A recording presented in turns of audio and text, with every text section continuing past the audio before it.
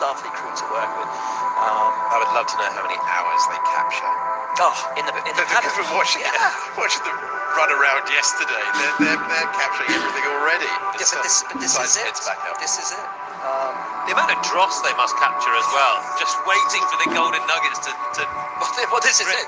This is it. You know, I can tell you from personal experience. You know, 25 hours of me talking dross, and they've got to somehow find something in there that they can use.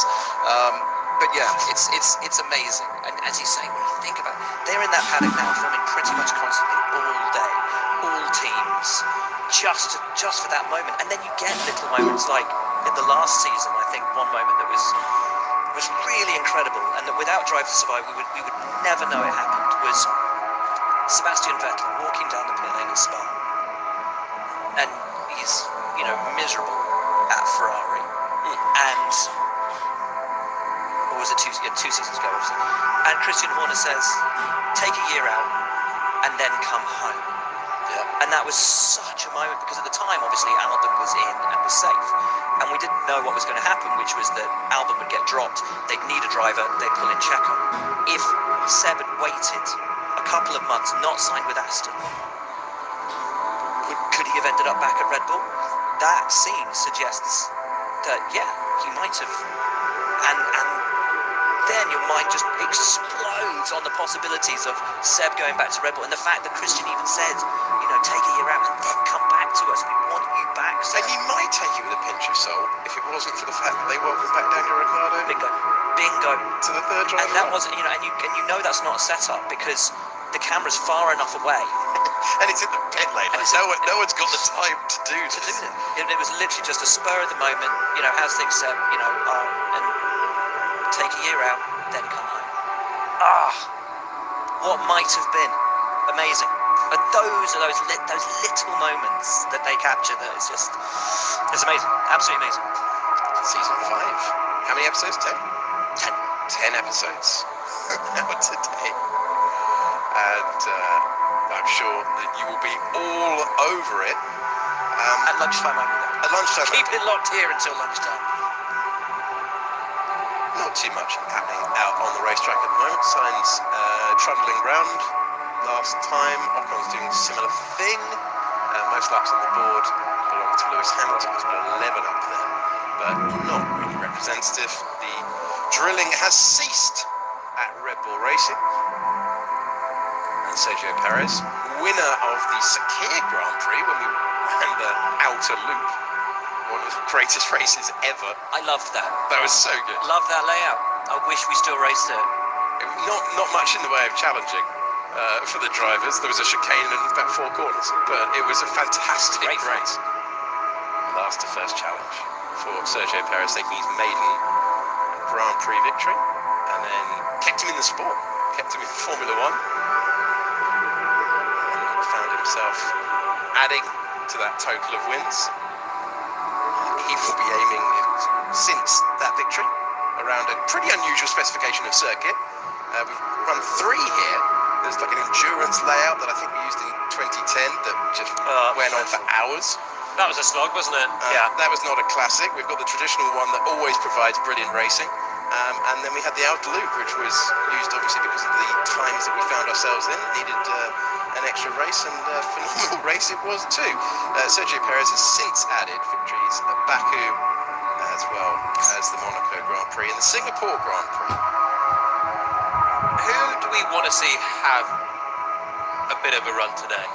A good day? I think McLaren had a good day. Yeah, want them to make up for lost time yesterday, because it was a very efficient day. We were saying that before you came up to commentary, Jody, that it didn't feel like a pre-season test, and certainly compared to last year, completely different feeling. Like the teams had basically upgraded last year's cars rather than brought entirely new concepts across the board. So yeah, I think McLaren, and where else are you looking, John? I'm looking at Mercedes. I want to see something from Mercedes today. And I know that they don't traditionally go big in testing, but I thought they just looked a little bit behind yesterday, and maybe that's not a surprise given that they're still playing catch up from last year, but this is a whole new car. They've had a long time to work out their troubles. Yeah. Toto Wolff seemed happier yesterday. The drivers seemed happier. They're not having the same porpoising struggles as what plagued them at the start of last year, and for most of last year. They've started seemingly in a better shape, but I look at it and I just think they're behind Ferrari and Red Bull on the surface of day one. Yeah, looking out on track, the car looked more on edge. Hamilton in the afternoon was having to fight it more than the Red Bull and the Ferrari, which just looked more poised, and the drivers were having more confidence in the characteristics there. You never know the fuel loads and the tyres, and there's so many different parameters. I think Mercedes, I'd like to see a little bit more from them today. I think so with Dane. I think the main blanket headline from Mercedes was they're not going to suffer in the same way that they did. What they understood halfway through the middle of last year, they have been able to give themselves a platform. But as they said at the launch, they don't expect to be on the money immediately. Perez gets slightly wide there. And continues on the back straight down turn 11. But they need the platform. They need a concept that works. Last year was a fundamentally flawed car. But also it was a car that nearly won at Silverstone, nearly won at Zandvoort. Yeah, in the high speed. Did win in Brazil. In the high speed, they were having a fantastic time. Zandvoort was always it's a wonderful anomaly, that racetrack. Yeah, it was the high speed, the flowing circuits where they were better. This is not one of them. So that's what also we have to appreciate with testing in Bahrain. You're going to get a different outcome and probably a different projected pecking order to testing in Barcelona, which is more of a high-speed flowing circuit with a Mickey Mouse final sector. So that's the caveat in all of this. But I did still think that given that they were catching up so well last year, for a race win, won a race finally with George Russell in Brazil, I imagine there would have been big hopes there. That I know they played it down in the launch season, but they must have been hoping to be coming out fighting with these guys, Red Bull and Ferrari, and maybe they will. But it looked like they were slightly behind yesterday. The other team for me was Alpine, who I just thought they got the run plan done. Pierre Gasly was satisfied with his morning, first in the team, and then Esteban Ocon took over in the afternoon, and he's back in this morning.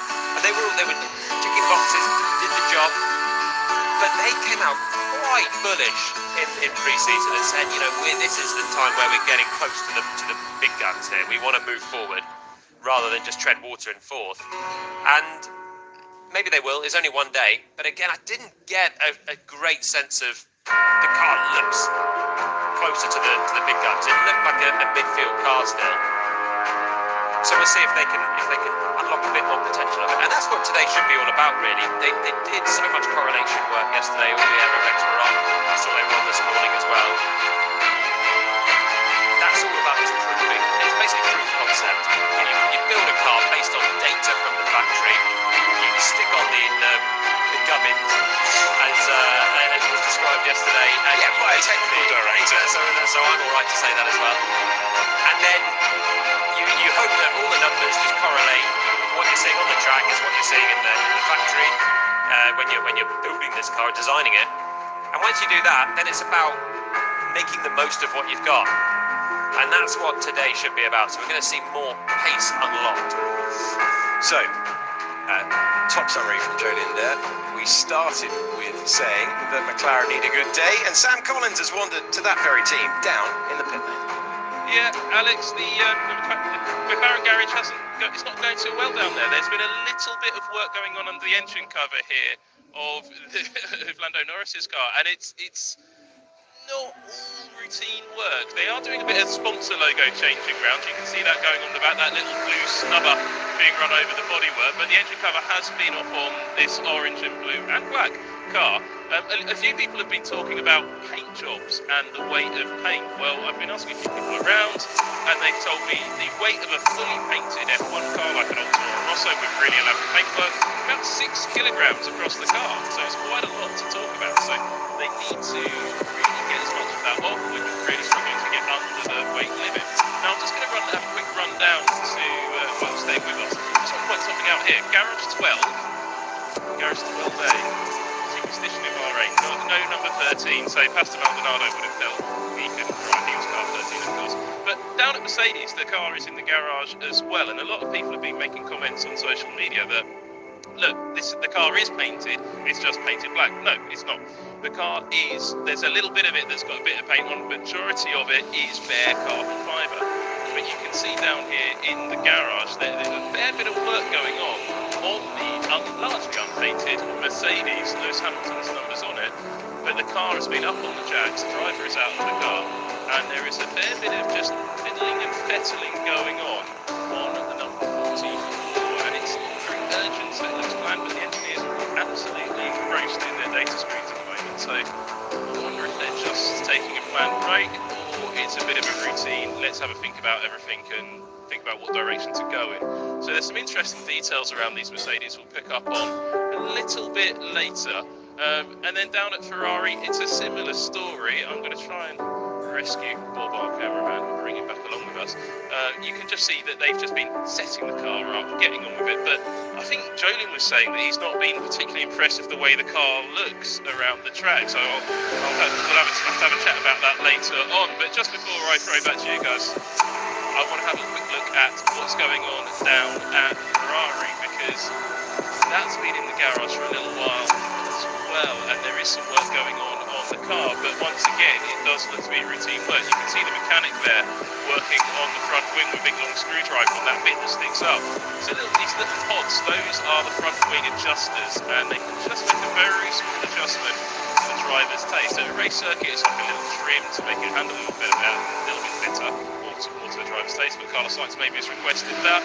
His physio, Rupert, is there just working with the driver. There's a bit of work going on around the back of the car as well, which has been going on for a little bit longer, and the engine cover is off on the left-hand side of the car. So that isn't a routine change, I don't think, but it does look like there is a suspension adjustment going on, as well as a bit of a tension on the left-hand side of the car. The torches are going in and they're studying something, which is usually a sign that all is not entirely well. But Bob, if you look at the floor here, it's a little bit messy down here. You see this green splurt on the track. That's the flow bits dropping off the cars as they set off out on track. And somebody at this race circuit will have to come and clean up all of this mess as it comes along, all out of the pit lane. And you'll see how all the teams have been driving and these green stripes out of every single garage. So, Jolien, those three cars all having a little bit of a less than ideal morning just at this point of the test. Thank you, sir. Had some great suggestions in for brilliant liveries of not so brilliant cars. The half and half BAR livery from '99. Yeah, didn't score a point. Didn't it retire out of pretty much every race that season? It was a mess. Qualified well. the livery was a pick and mix, and so was their season. You've got to love a pick and mix, though. Adam Radley. I was always a big fan of the 1988 March 881. You can see Adrian Newey's early genius in a classic simple paint job, extenuating the chassis design. Plus it was quick. Oh, in that case it doesn't count. This is quite fun. We're looking for slow but beautiful liveries. The Jordan from about 2000. It was quick. The yellow and black. The yellow and black. Yeah, because Frenson was it 98? Almost won the 99. title. 99. Yeah, he had positions, didn't he? Yeah. I liked the one with the snake on the nose. Yeah. That was wicked. Some big shouts coming in from people for the orange arrows, which orange and black, you can do that with this, with the bare carbon. Stick the orange paint on top of it, and away you go. B. Bergman has actually sent in a photograph of the Pacific. I think that's beautiful. Each to their own, Will. Each to their own. It's a tip part. Yeah, but that's all we had in '94. You're a lot younger than you look. Orange and carbon, that's a McLaren present day. Yeah, it is. Yeah, the orange. Oh my goodness. Yeah. But let's not start to the orange. Let's not start comparing McLaren to arrows, because the Papaya Army will be up in arms. Yeah, because we have to share the same paddock.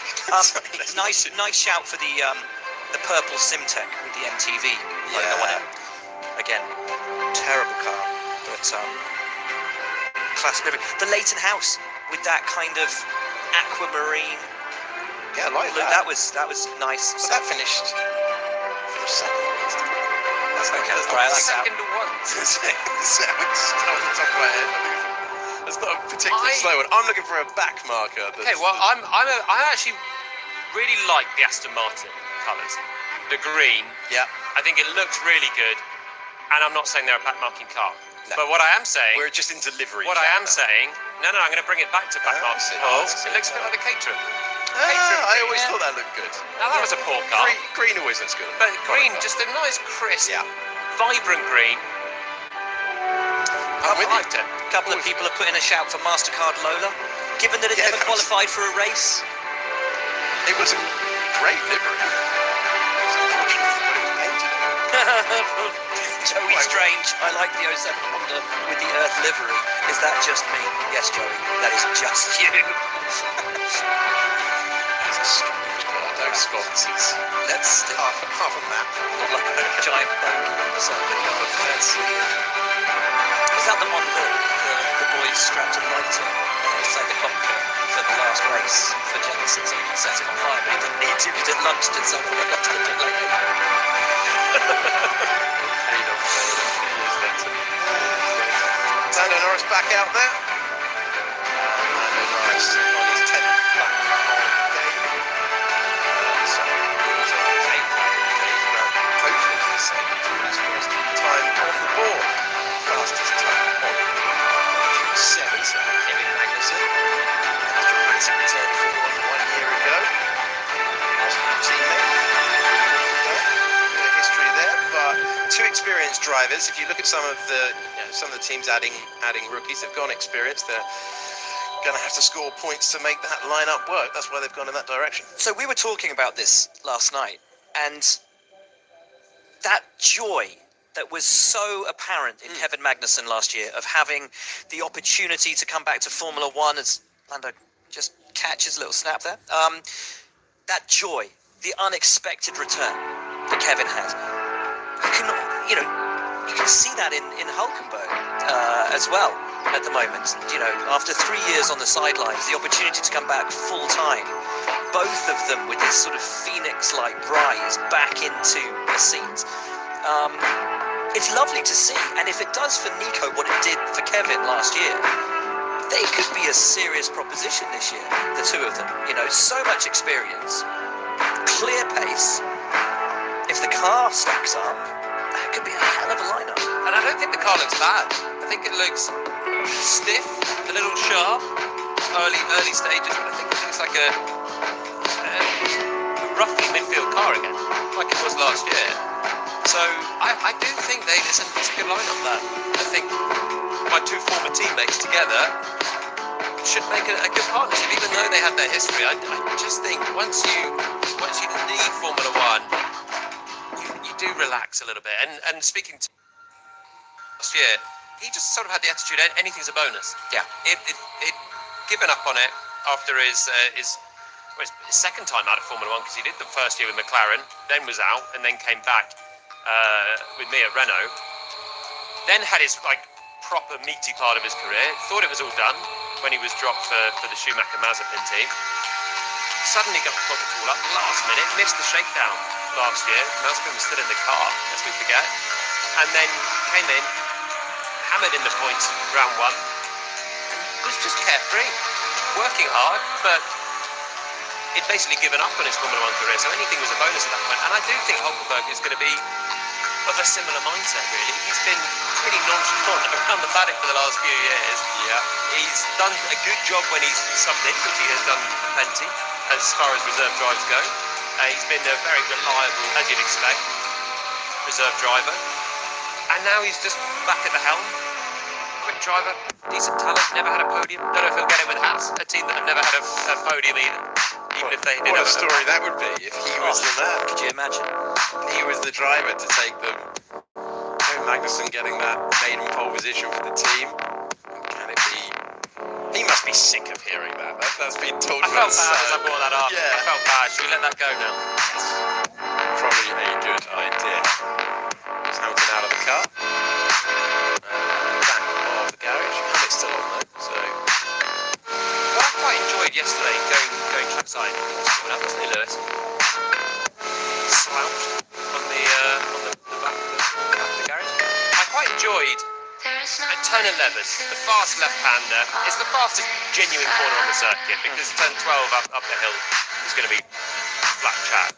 So I enjoyed just watching the kind of the line of the car and the directness and seeing the amount of curb that drivers were using and teams were using on the entry. And it was quite interesting watching the Ferrari and the Red Bull, which were on very similar lines, with McLaren and Verstappen at the wheel. And they were running very similar lines. Cars looked similar in attitude. A lot of the midfield cars were struggling to get on the entry curve. Maybe a stiffness thing, but it driver preference thing. You know, it was only day one of the season as well. Maybe they're building up to it more. But then they were struggling a lot with understeer. They couldn't get the sharpness on the front end compared to the top cars. The Aston Martin with Alonso looked good. Looked closer to the top cars in terms of the sharpness of the front in that particular corner. It's high speed. The rest of the track might have been bad. I didn't watch it there, but the car overall looks quite good, doesn't it, the Aston? Yeah. Watching Norris at the wheel now in the McLaren, if we can pick him up coming into turn 11 on a fast lap, he is mullering that curb on the outside. He's almost on the apron on the outside. He takes so much. And I remember seeing Lando do it last year as well. The McLaren obviously is good over the curbs. Obviously compliant enough to turn in off that the rumble strip effectively over the curbs. You've got contact patches all over the place. It's not a flat surface to turn in, so you're going to be missing a little bit of grip when you open up the corner. And it's this corner here that we're going to see Carlos come up to now on a cruise. But Lando, when he's on a hot lap, is opening it up so much that it probably tells you the McLaren is good for ride. And I think it is also a Lando line through there as well, because he's adopted it for a long time. Excellent. I might have to send you out there again. I'd be happy to. Excellent explanation. After only the first day, is in the 2021 Red Bull dominated that test. Mercedes won the Grand Prix, so I hope work continues, not only on track but all the way through. Was it 2019? Where Ferrari were going to smash it out the They blocks. were almost high-fiving each other down there. And then they were bounding around. what was it? Was it half a second that Mercedes were on pole at Albert Park? You do get some turnarounds. Yeah. And as we said before, this track is becoming more the norm. The sort of the Tilke circuits of big braking zones, fast corners, and then sort of slow pits. Let's just see Lando coming into the. Look how much he uses. Yeah. He is all over that coming into turn 11, the most of anyone. And then you don't want to go on the exit curve because it just drops away there. But it's just a little nugget for you there. He's just really mullering that entry, and the McLaren looks okay over it. Saying what you were about testing form, I think it was that 2019 year where the poem first did the rounds, which was roses are red, violets are blue, Ferrari look quick, Mercedes want to. That's well remembered. we can say, I'm not sure we'd be brave enough to say that if Mateo was still down there in the role, but there we go. Ferrari hoping that it is a step forward. But they were at pace to point out that it was a step forward for them last year. Sainz looked quick in the first sector. Purple sectors at back. He has made sure that if he keeps it error-free, he's heading to the top of the timing page. C-Balls for Carlos here. And it's hooking it up. Also on actually a very similar line to Lando into 11 there. So starting to just explore the limits a little more. And over the line to go second quicker. P1 for Carlos Sainz. Fastest car out there. A 1:32.653. And you can see the sector breakdown. Fastest in all three sectors. Fastest time of the day. Put on the board. Gets a little graphic because of it as well. Lovely stuff there.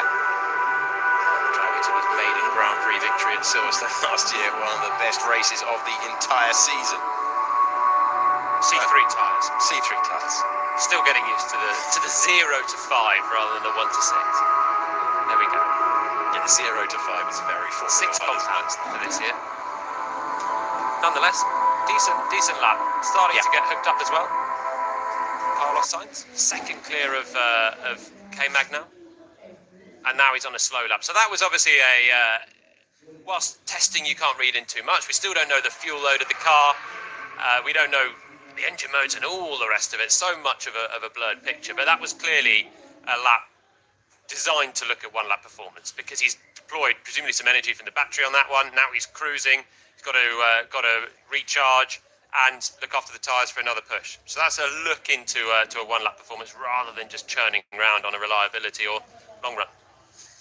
Will Buxton has made his way to the pit lane, so we welcome up to the box Laurence Barretto.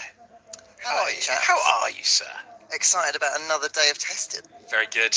Very good. I can see etched on Correct your face. answer. He didn't even read it off a card. Excellent. So, first of all, the morning. Have you gained any body language, any moods down there on the pit lane, or have you just got yourself breakfast and had a coffee? I mean, both answers are fine. Well, to be fair, I did have a lovely breakfast at Excellent. Alpine. So Thanks, you very much for Alpine. that. Yep. And while I was down there, I had a chat to Matt Harmon before he headed out onto the pit wall, the technical director, and he was talking about how they were very happy with how things went yesterday. Real focus on kind of a lot of setup work. Even though the car is an evolution, and Sam will be able to go into more detail on this, but even though the car's an evolution, every part is new, so they still want to go through and stress test all of them. And he was pleasantly surprised about how successful yesterday went, and they'll go maybe to a more conventional run today. Okay. But I generally feel body language generally at Alpine is good. Like, I think they're really happy with what they've delivered over the winter. And Jolene was just saying it's so difficult at the moment, isn't it, to really gauge where people are in the pecking order. But body language at Alpine, if we're doing body language rankings, I'd say why not? I think they're right up there. Who's down there in the body language rankings? Oh, I think McLaren are frustrated with how things went yesterday. Not as bad as their brake issues from last year, but I think there's that general frustration that they'd come in and I think the car isn't quite where they wanted it to be to start with. Then they didn't have the smoothest of days yesterday. I'm going to caveat it again because it's testing.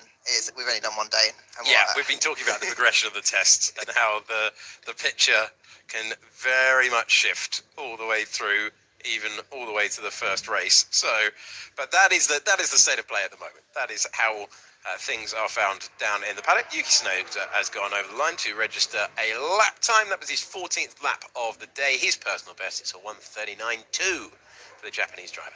One of the things Yuki was saying yesterday was that he was really pleasantly surprised at how good Nick De Vries's feedback was. He said he's never seen anything like it, and like he's just been in the team, and the quality of feedback that he was given, he was like, that's going to be great for the team, it's going to be great for us. I'm hoping from himself as well that he's got a similar level after 2 years with the team. Different drivers just come in with completely different approaches of how to give feedback and how to do a debrief. And the one through my time, I was with Maldonado, Grosjean, and Lotus, and then the one that surprised me the most was Sergei Sorokin when he came in as a test driver at Renault, and his debriefs were fantastic. Just go on into the electrics on the wheel, I was going to say, colour on the dash, and just absolute the minutiae of everything. How he felt in the car, and it was the most thorough debrief for a guy that's just jumped in for one day. It was fantastic. So but it was a bit long. Yeah, I was going to say. I switched off after 5 minutes. So I was going to say all of that detail. You get a driver then has to thin out what the team specifically need within the window, because if not, you could exhaust the team.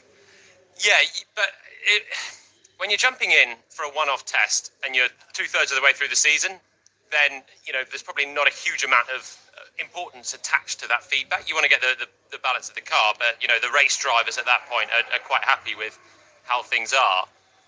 But in pre-season, you want a little bit of everything. You want to know about the steering, the dash, the pedal positions, the seat belts, all the stuff that later on you hope are completely sorted. Excellent stuff. We're covering so much today. Almost too much. I'm delighted to say that we've been joined up in the commentary box by none other than Teo Porcher, who is joining us, of course, in Alfa Romeo colours today. Terrific stuff. Teo, great to have you up here with us. First of all, how are you? How are you in 2023? I'm fine. I'm very happy to be here. Thank you. And yeah, it's good to be here at the test, Formula One test, pre-season test. So we can see the new cars, the new Alpha for sure. I drove in the sim, only in the simulator, and it's good to see the new cars. So yeah. It's an instant pitch to get you in the real thing. I can sense there. How is it down at the team? What is the vibe like at the team? How is the energy? And how was it driving the sim? The car feels good in the sim. The vibe in the team is good. Everyone is happy for a new season. We did a good result last year, P6, so it's very good. We want more. I hope it will be possible. All the team did a lot of work at the factory. Now I'm the reserve driver of the team as well, which is a big responsibility. And yeah, I have to do a lot of work at the sim. This winter I was living next to the factory to work also with the mechanics, the engineers, to discover all the people, because yeah, I think you know it, but Formula 2 team, there's maybe 15, 20 people. I know them very, very well, but the Formula 1 team, it's more than 500. So it's many, many people to know. And yeah, for me, it's very good experience as well to be a reserve driver for such a Formula 1 team. And yeah, I can learn a lot, and it will help me for sure in F2. So you've been associated with the team for a while. You said last year, we saw you in free practice in Austin. You got the run in the car. Did you know what you were going to do with your 2023 at that point? Was it all set in stone? When did you know your plans for this year? Yeah, it was a bit tricky last year because at one point, yeah, I said I was not going again in F2 because of, it's very, very expensive. And I mean, last year, Sauber was helping me, the French Federation as well, but one part of the budget was from my side. I needed to find the sponsors, and also my family was helping me. But yeah, this season it's completely different. Sauber is helping me 100% with the French Federation as well, so which is amazing. I'm very, very grateful for this opportunity. I will give my best this season, and yeah, as well as I will be a reserve driver for the team. So a lot of simulator, being on the Formula One race weekend. It's very, very nice, and I'm proud of it. So we'll give my best this season. I like that. Sometimes you have drivers who do not enjoy the sim work. You always seem to have a smile on your face. You seem to genuinely enjoy it. Sure. I try to enjoy every moment because, I mean, I'm part of Formula One team, which is the top level of motorsport, and I want to give my best. I want to help them, and for sure, my dream is to be a Formula One driver, to be Formula One world champion like every drivers. But it's very tough. I know it, but I will give my best, and let's see if I can make it happen or not. I love the youthful exuberance.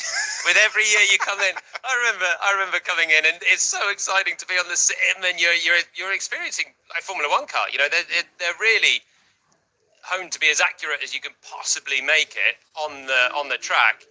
And then with every year that you're driving, the sim becomes more of the legwork for the real fun and being out there. But it's a great opportunity still to feel what it's like in a Formula One car and get up to speed with it. Yeah, for sure. And like you said, now the simulators are really close to the reality. So, and it's a very important job, to do a lot of work in the sim, because as you know, there's only 3 days of pre-season, and after that it's finished. We have 23 races, and we have to be ready. We have to perform on track.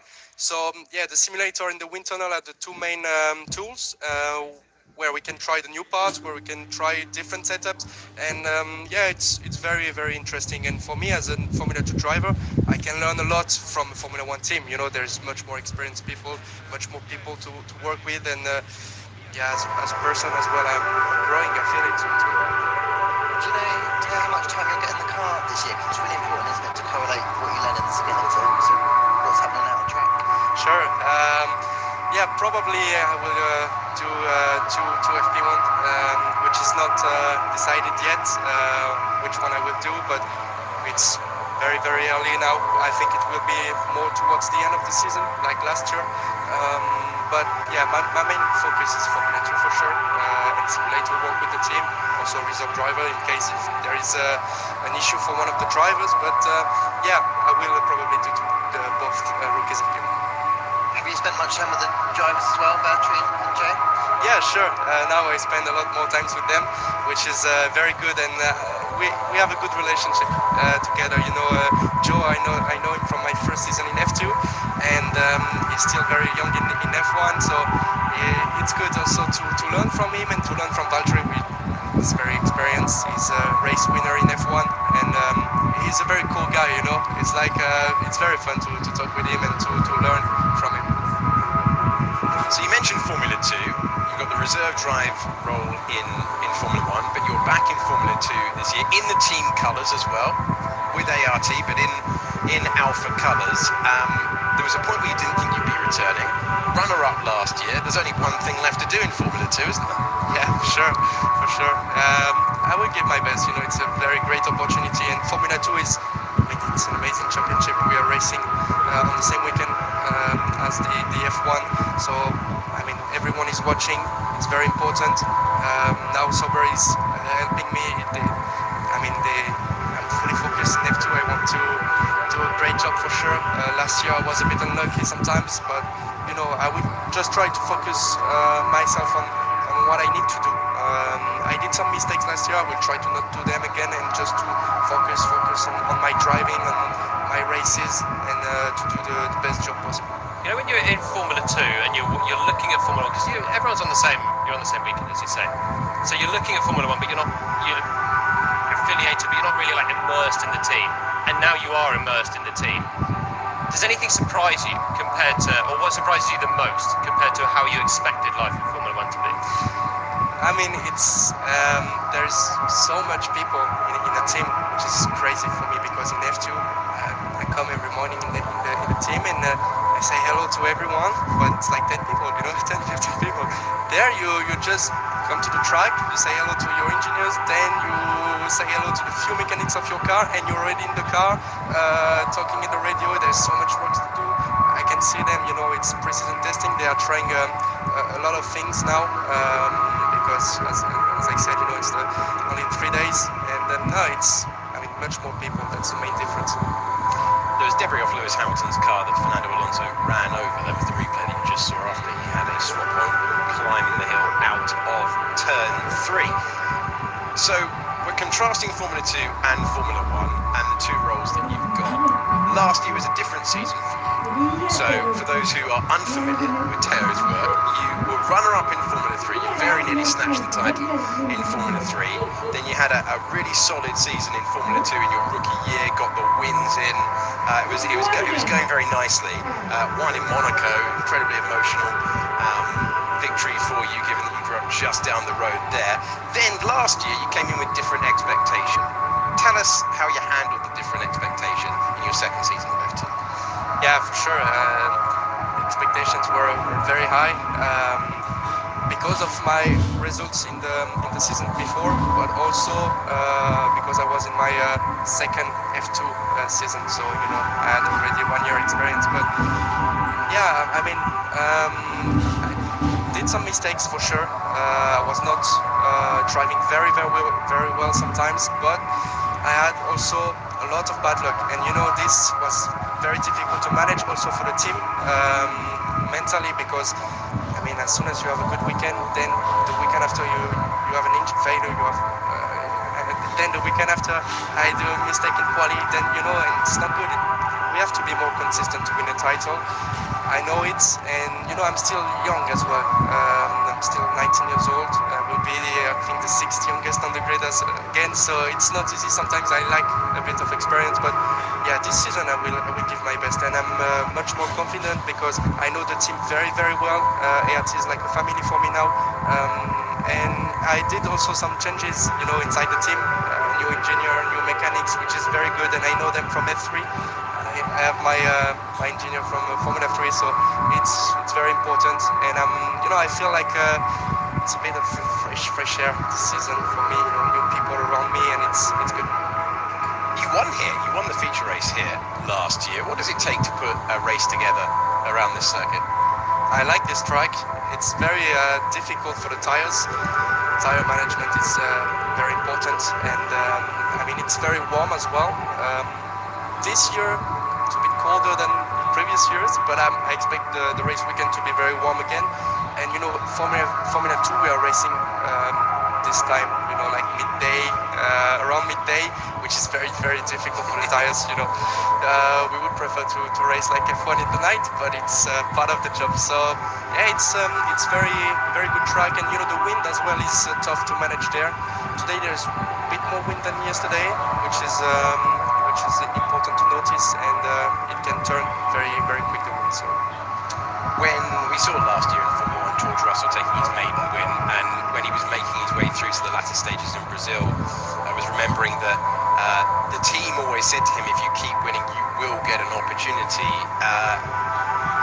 Without telling us confidential chats that you've had with the team, do you know if you hit certain objectives that you might get an opportunity? Yeah, we never know what can happen in the future, but at the moment, I just try to focus on myself and to do the best job possible in F2. The team is watching me closely. They put a lot of effort on me. They're helping me a lot, so which is very. I'm grateful for it. I'm doing a lot of simulator. They're helping me financially for the F2 season, which is one of the most important things, because without them I wouldn't be driving in F2. So very important. And yeah, let's see. I don't want to say too much, but I will. Go on, it's just us four. Don't worry about it.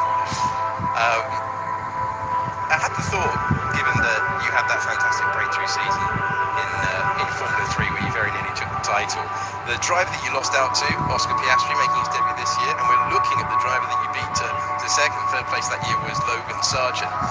Give us your thoughts of seeing those two join the grid this year. Is there a little bit of frustration that, hey, I've beaten one of these guys in the championship, or is there, hey, those guys have made it, my chance should be coming along? Of course there's a bit of frustrations, because my dream is to be an F1 driver, so when I see Logan driving, I want to drive with him on the track. Also when I see Oscar in the McLaren, it's amazing. But also they made it to F1, so I'm sure I can make it as well. I will give my best. Let's see, we cannot be sure about everything, but I will give my best, and it's good to see them in F1. Hopefully I can join them next year. But Who's the best of them? Oh, the ones that you've raced. You come through with a few of these. We've not seen them race in Formula 1 yet. Logan Sargent, Oscar Piastri. As you said, you raced with Joe as well coming through. Drogovic, last year not on the grid, but he was in the car yesterday. Maybe would be on the grid. Who do you rate the most, having competed against them? That's a tough question. I think, to be honest, Oscar Piastri is very impressive. I drove with him in the junior categories in the go-karts, and also in F3 and F2 first season. So he won F3 straight away, he won F2 straight away. He's very good in my opinion. He's very calm. That's his main strength for me. He's very calm, and even if maybe he can have bad start, of the season, he will stay calm and progress, and he will have a good season in the end. So that's very good from him.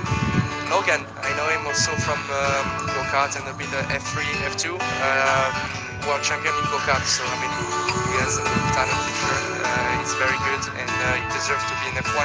At one point, I think it was in 2020, 2021, where his career was a bit almost, not looking good. But he never is there. Look, today he's in F1. It's amazing. And also Joe, I know him a bit less because we've done one season together. And Drogovic, same. I know a lot. His family as well, Drogovic in go-kart. Remember, we were doing some testing days in Italy, and his mother, she was bringing some little things to it. I don't know the word exactly to me, and it was very, very kind people. So yeah, Drogovic as well. He did a really good season last year.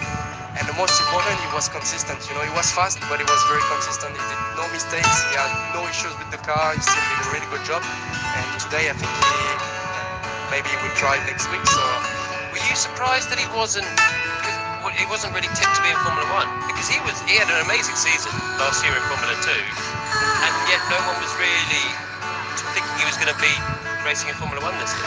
Yeah, for sure. I know him from long time from Boca, as I said, and he was always fighting for the podiums, for the wins. Unfortunately, I think maybe some difficult decisions in his career around Formula 3, and that didn't help him.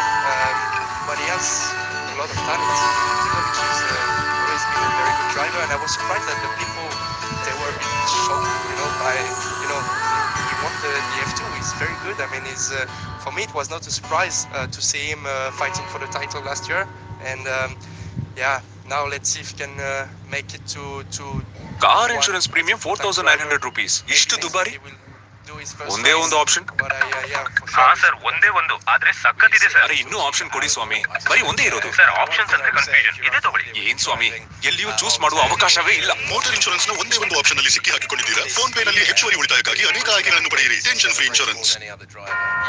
Really get into it, and it's great to see when you've taken the flag first. Good luck for the season. Thank you for joining us up here. We will be focusing on your exploits, but thanks for joining us up here, and good luck in the sim, and we're looking forward to seeing you in the ones as well. Thank you very much. Top stuff next time. Okay, so Teo will be allowed to depart the commentary box, and we will focus on the track action as well. Lorenzo jumped in the lake when he won a MotoGP race in is it Bahrain?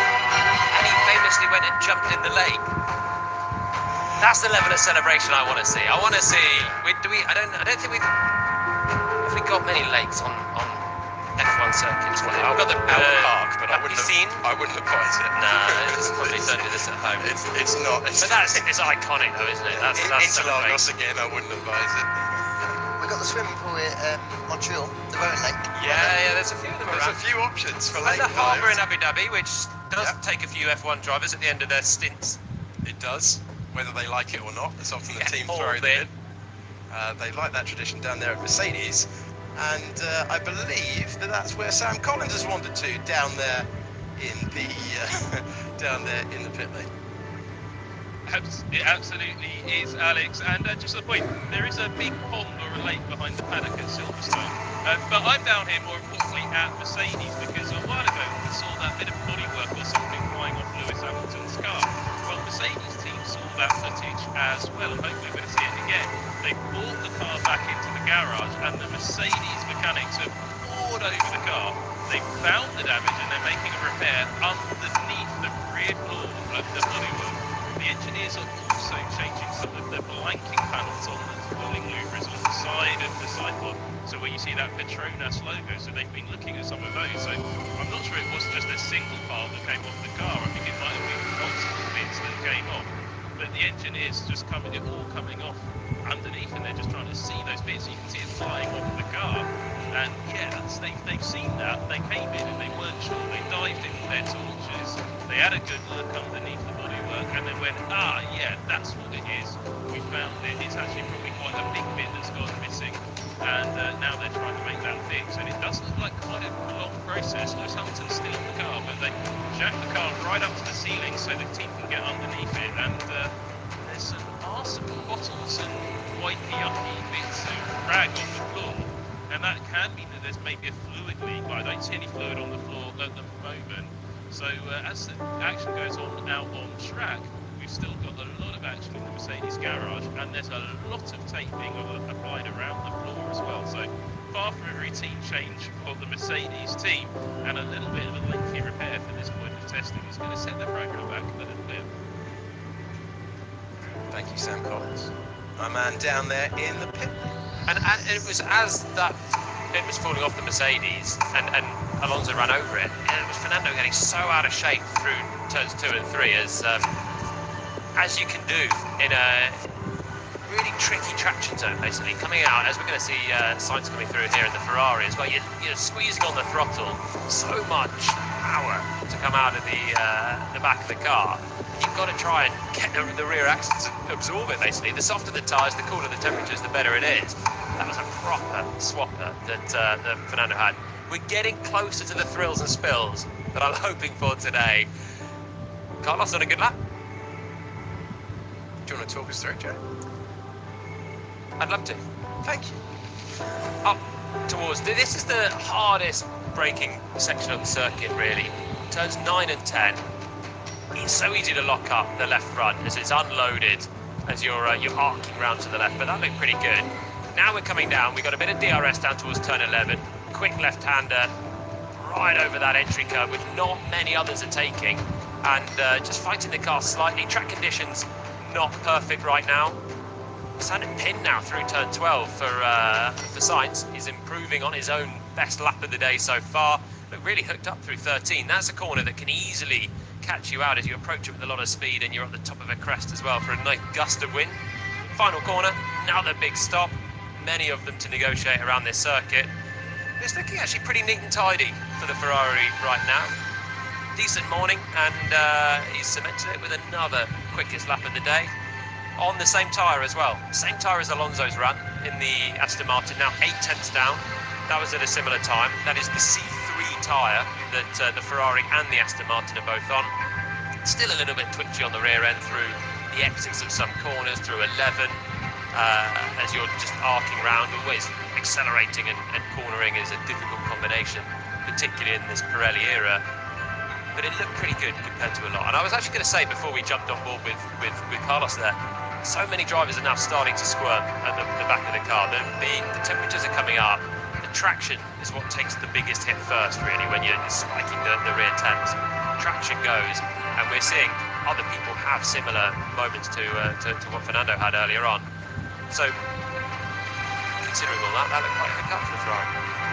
Indeed, fastest time of the day at 1:32.486 for Carlos Sainz, who's completed 19 laps. There's 19 laps for Fernando Alonso, and the same total for Kevin Magnussen. 16 laps for Sergio Perez. Guan Yu Zhou is on 22, as is Ocon, as is Sargent, and it's 15 laps for the driving at the moment.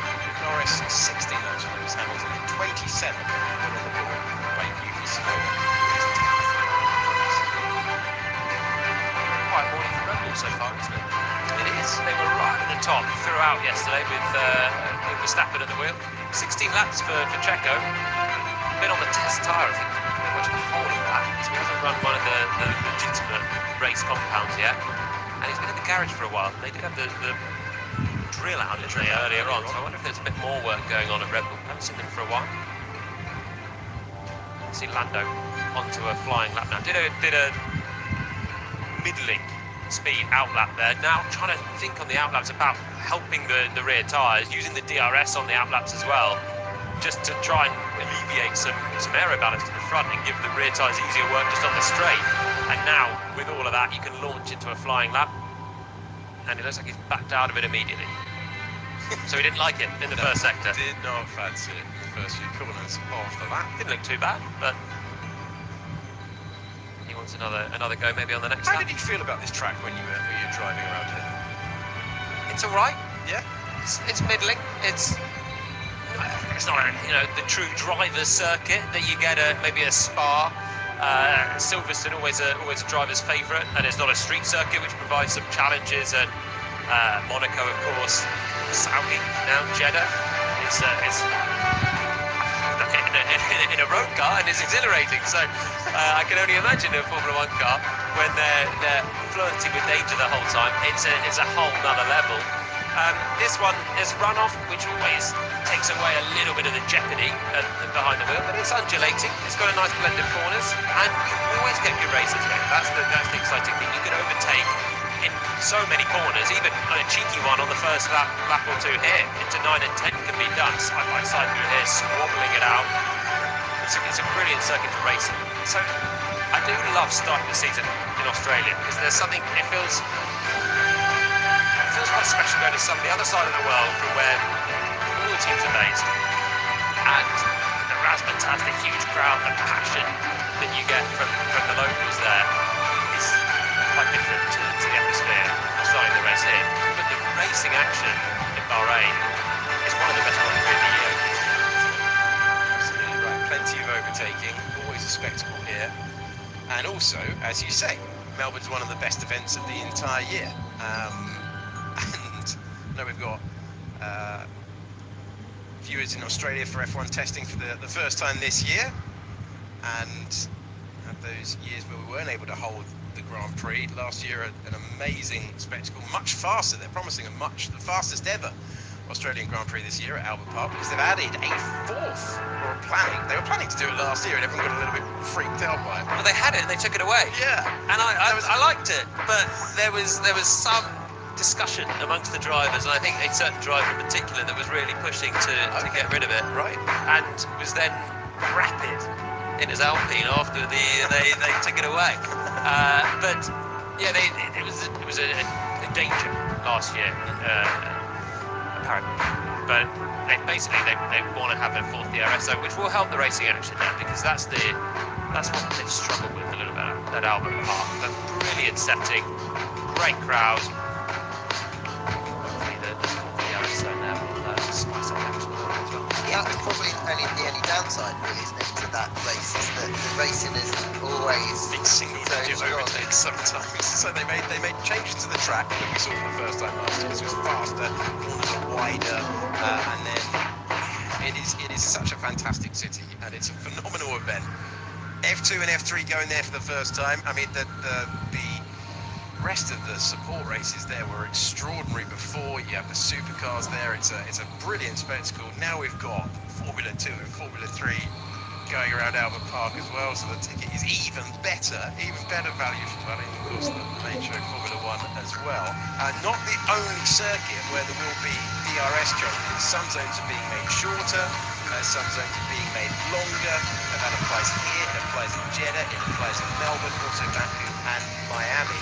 And speaking of Spa, momentarily, I wonder if they need to get rid of the DRS zone on the Kemmel Straight. Yeah. So this is the thing with DRS. It's an overtaking tool, isn't it? You've got to be within the second to get the DRS to make the move. But what we don't want to see is just drive-by passes. Don't want slam dunks. Yeah, exactly. You want to see drivers working for an overtake and getting into a bit of wheel-to-wheel, maybe a lunge, maybe a bit of a late move. And Daniel Ricciardo made it his own back in the Red Bull days, and that was the overtake that you want to see. The lunge, and maybe even a couple of car lengths back. Holy smokes, he's going for it. Down the inside, bit of a lock-up. Wow, it's exhilarating. The rear flap opening up and just driving by and moving back to the racing line sometimes. That's not an overtake that counts. So that's why F1 are looking at this, and it's sensible to try and shorten DRS zones where overtaking is actually just too easy. And because it is an overtaking aid, you don't want to have it to make it too easy. So shortening some, maybe scrapping in the future might be the way forward in some cases.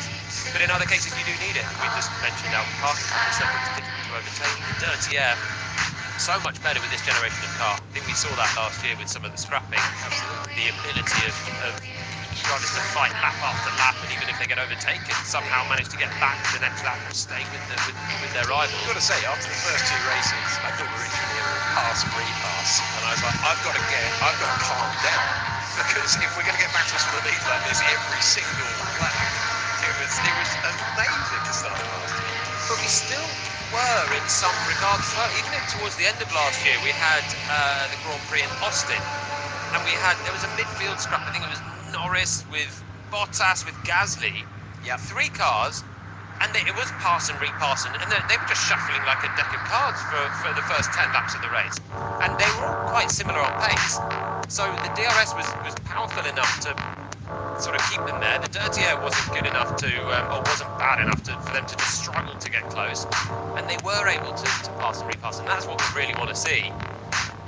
It's just, you need the circuit really to do that, and you need the cars to be close in pace, because in the end, if one car's just much quicker than the other, they're not going to get reparts because they'll just pull away. That's what the midfield is a little bit better for. At the start of last year, there was nothing to separate the Ferrari and the Red Bull. Lewis Hamilton completing one of this stage, the personal best of the day. The driver currently in 9th position. This is 19th lap of the day. Mercedes, they are not in the trouble they were 1 year ago. Did not be straight out of the box, roll out of the box, straight to the top of the timing pages. So all of these laps are important. Oh, for sure. And it was encouraging for the Mercedes fans to take only talking about the fact that they seem to have got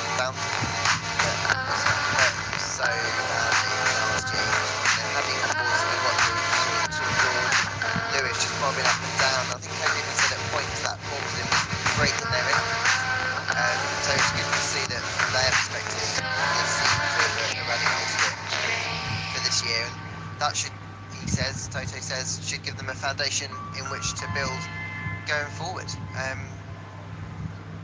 Yeah, it'll be interesting to see then whether when Lewis and George, if they do have a car that can really fight out the sharp end consistently, can't wait to see how that relationship evolves. Twitchy for Norris through turn 12. We haven't seen much of that. I just think we haven't seen many cars off the road. No, not off the road, and you rarely ever see someone go off the road at 12 as well. Yeah. It's not the one that you want to be fighting the car on with. You can hear the floor just touching as well through there, and maybe a little bit of that causing an oversteer for Lando. Also, he's on it's like the C2 tyre at a hot part of the day. Yeah, the Mercedes dynamic will be fascinating. This guy's going to have a great view of it from the inside, isn't he, Mick Schumacher? Taking to the track. Saw him out there yesterday. Breezing by on a scooter. It's obviously a Mercedes driver thing. Taking in the sights again. It's going to be fascinating. Mercedes, they're harmonious, Lewis and George, and it doesn't always happen. In fact, it rarely happens when you have a new driver into the team that's sort of the young star of the future merging with the established guy. Sometimes they get on well, but a lot of the time there's friction because you've got to be the number one guy, you've got to be the figurehead and the one that the team pushing towards the title. It's difficult to push it both those drivers towards the title, and you get to a case like McLaren where they got beat by Raikkonen in 2007. So more and more you get to a point where one driver is slightly favoured in team decisions or set-up directions or these sort of things. But they didn't have that last year because the car wasn't good enough to fight for a title. They were very much working together. The team are impressed with George. They put him in there for a reason because he obviously showed what he could do before, and he's a smart guy, he works well, and he did a great job last year. But the other side of it is a 7-time world champ who's still racing really well. Recovered actually after a questionable start last year and was putting in some superb performances. If they can get back to fighting for wins and titles, we're going to see more needle. We have to see more needle between the two because they're so evenly matched. Then there's a lot more at stake. Always happens. Always happens. Hamilton and Rosberg once good friends before there was a title on the line, and it all changed. But Lewis was actually very magnanimous in Brazil, to be fair.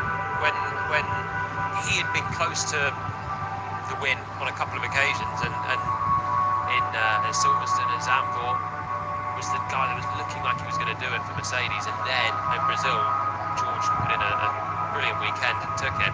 That's the sort of thing where you got the fight was between one of the Mercedes for the win. That's where you start to see the tensions, but actually they were still playing the team game very well there. And it lasts forever. Will we see it this year? Will the car be good enough to fight at the front, or will they be pulling together to try and get back towards the Red Bull Ferrari duel? Talking of Ferrari, Laura Winter is down in the paddock with Charles Leclerc. Pre-season has begun. How are you doing firstly? How was your winter and how refreshed, motivated are you feeling as we start this season? It was good. I spent a lot of time training, a bit of time relaxing too, which was good after a tiring season last year, but fully motivated and really happy to have been back in the car yesterday and to be back in the car again today.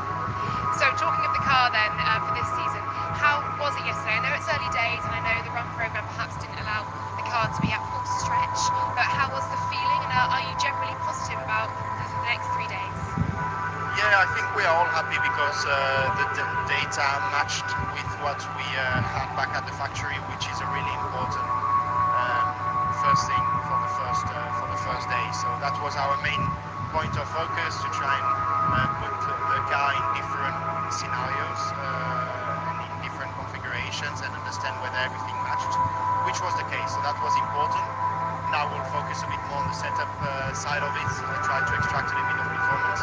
Obviously not showing everything because it's only testing, but that is why it is very, very important for us to focus on ourselves, because no teams will really show their full potential here.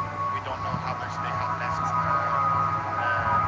to show, so we'll just focus on ourselves, try to get the best feeling out of these 3 test days and be as ready as possible for next week. It's all a game, isn't it? Everyone putting their cards close to their chest. Reliability yesterday was generally good. Reliability, one of the issues that plagued to you guys last season. How relieved are you to see that the car got through day one okay, and how hopeful are you that will continue? I am hopeful, not just because we had a good day yesterday, because to be honest, last year we had a very clean 3 days of testing, reliability-wise, but mostly because I know how much work there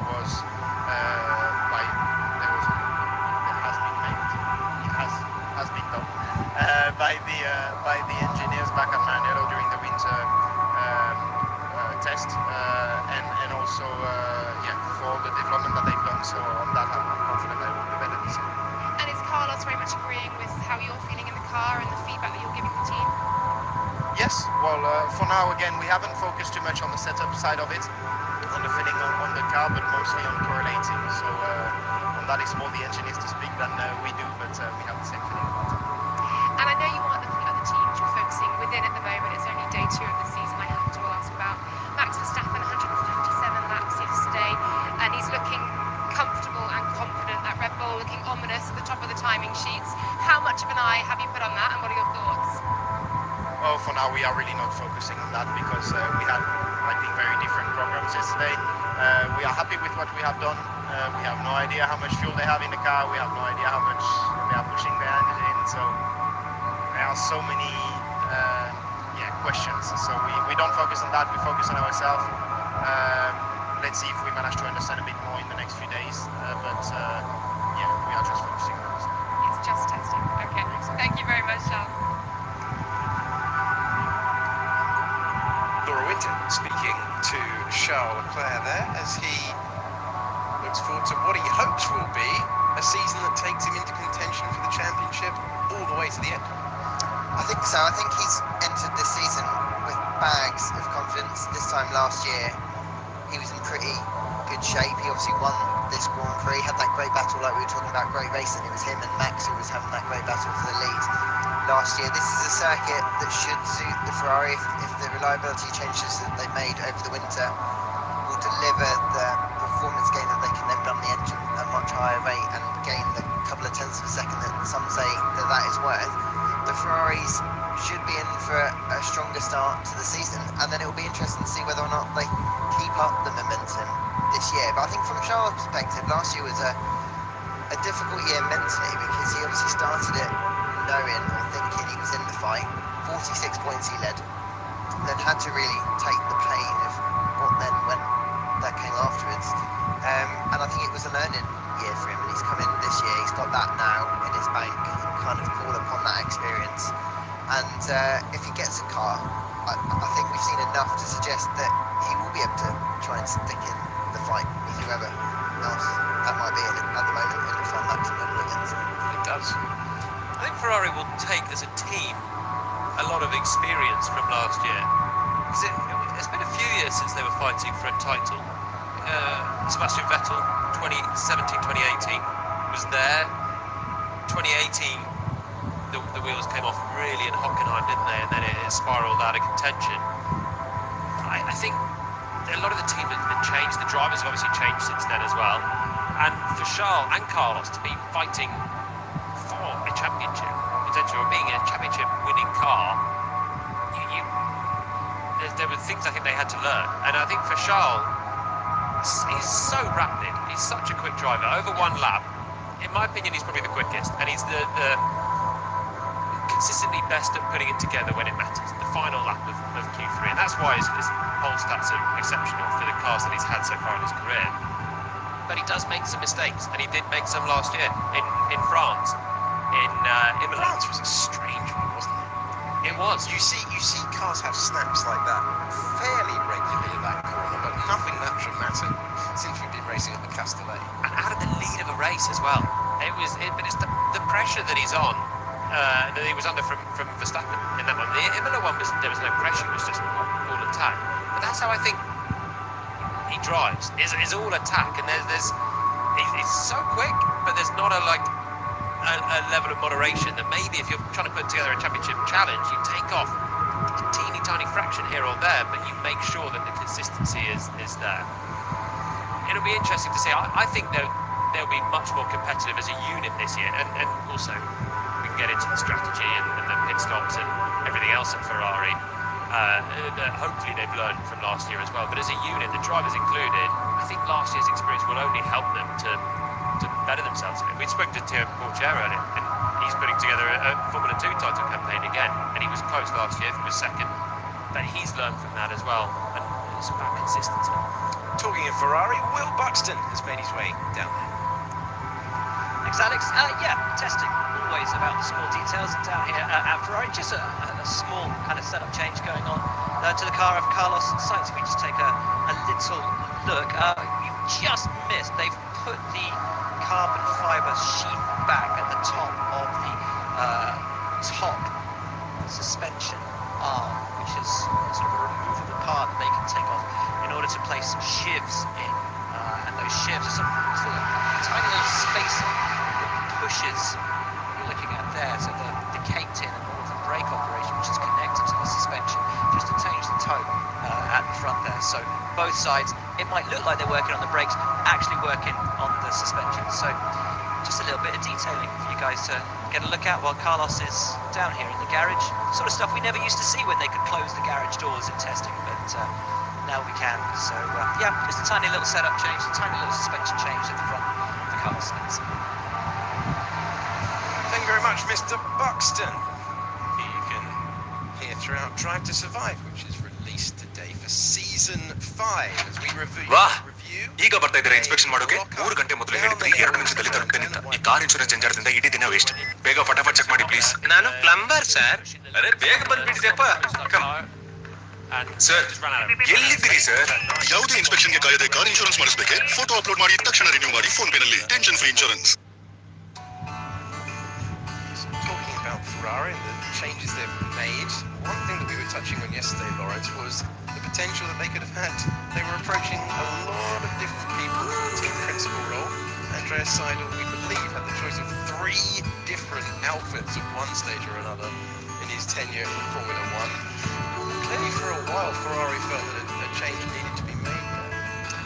I think so. I think the general feeling about the Ferrari situation is that once Sergio Marquez left, and that kind of we moved on from that part of time, I think, and the new senior management came in, it became quite clear that there was going to be a change further down because they want to bring in their own people. And I honestly think that whatever Mattia did last year, it probably wouldn't have been enough for him to keep his job. Because if you look on the face of it, Johnny was talking about how strong a campaign they did ultimately put together relative to where they were. He kind of did what they wanted him to do, which was make them championship contenders again. I do sympathise with Matteo Binotto. The team were a bit of a shambles at times last year, and when you have a car that's fast enough to win, and he's been at the helm for a few years, you want to have the people in place that can do a better job than they did. Is my opinion on it. You build a team, you get a car that out of the ashes is suddenly the best car of the field at the start of the season, and yet they won 4 races. Operationally, there were so many things going wrong, and I know that's not one man's fault, but that one man has steered the ship to that position, and then the ship sunk in the mid-season. And I'm not saying it's his fault, and there's so much to go into at Ferrari, but the team as a unit were not capable of fighting. It was partly the drivers made some mistakes, but there was so much team operationally that wasn't good. The reliability is a strategy department. Again, probably not one person that would be to blame for There's a whole wrong. strategic team. There's people back at base, there's people on site. I believe there's 10 people there at Ferrari who were part of that team. And they weren't in a position to take on a championship winning position. Race by race, sometimes okay, but when you're in a position to be right at the front, some of the strategy calls were absurd last year from Ferrari. And I think Binotto started there in 2019. This season 4, I feel like that's a long time to try and put together and departments to be in a position to maximise a brilliant car, which you don't always get in Formula 1. Maybe Ferrari won't have it for another few years. But what if they didn't have the car this year, and it was just one more year to give them a chance? Because a lot of people are seeing Sergio's face. It's not going to be something that Freddie would have had time to come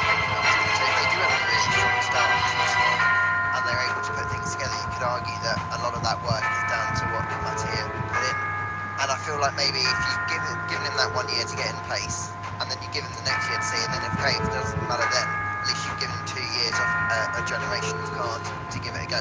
I get on the people side of things, but I think his style of management, on the positive side, was he got everyone working with him. On the other side, it kind of meant he maybe didn't make those big decisions. Let's go downstairs very quickly to Will Buxton, who is standing by at Mercedes as Lewis Hamilton is pushed into the garage. Oh no, sorry, I am hearing that that's not possible at this moment, so that won't be happening. So Thanks to Ferrari. how many years do you give him then? Let's say he was at the helm for this year as well, and they're better, but they're still not quite the chiseled package. The Red Bull and generally Mercedes, these are teams that make very few mistakes across the board, and that's why they did such a good job with their various speed of car last year. Mercedes nearly beat Ferrari. Mercedes' pace of car was nowhere near Ferrari, but the team were not making so many strategy mistakes. The car was reliable. The pit stops were less blundersome than Ferrari had, and Red Bull barely put a foot wrong as an entire squad last year. So let's say Ferrari get better and they halve the gap. Are you then like, well, he's done, the stepping stone is there 1 year, 2 year, and then you go for year 3? I'm not saying, I'm not an advocate for either way, but I can understand the decision because of the way that they weren't close last year, Ferrari. Yeah. Despite having a car that should have put them in contention, even if Red Bull ended up with the best car and maybe would have won it anyway, the way they crumbled in all departments it can't have been great to watch if you're in the upper echelon. And sometimes I think we treat Formula One teams, we don't apply our own personal experiences to. There's a huge number of people there. You've got team leaders in certain departments. Shoulders would have gone down. That's the nature of it. If you don't have faith in the people in the right positions, that is vital. And you have to have someone at the top that the rest of the people at the factory believe is going to be decisive. And we know Fred Vasseur will be decisive. Maybe get new team principal bounce.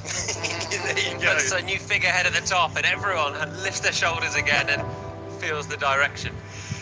Excellent stuff. Will Buxton, he is at Mercedes. I've been watching him out of the combox window, and now we can hear from him. Hello guys. Yes, I wanted to show you the front wing on the Mercedes. This is something obviously that Sam Collins has been talking about quite a lot in testing so far. I want to start though down here. Remember yesterday the Ferrari and the little dimple at speed. You see Mercedes have got a removable cover there, which I think is for ballast. So there appears to be something of a gap space in both the Ferrari and Mercedes nose there. The Ferrari one deforming, but the Mercedes one it looks to be somewhere where they can put some ballast. Luckily for us, Mercedes also have the nose which has just come off Lewis Hamilton's car, ready for us here. And I want to show you exactly what Sam Collins was talking about yesterday. We were talking about the Haas, and it's this little winglet here, because on the Haas, it's inverted. So on the Haas, it flips up.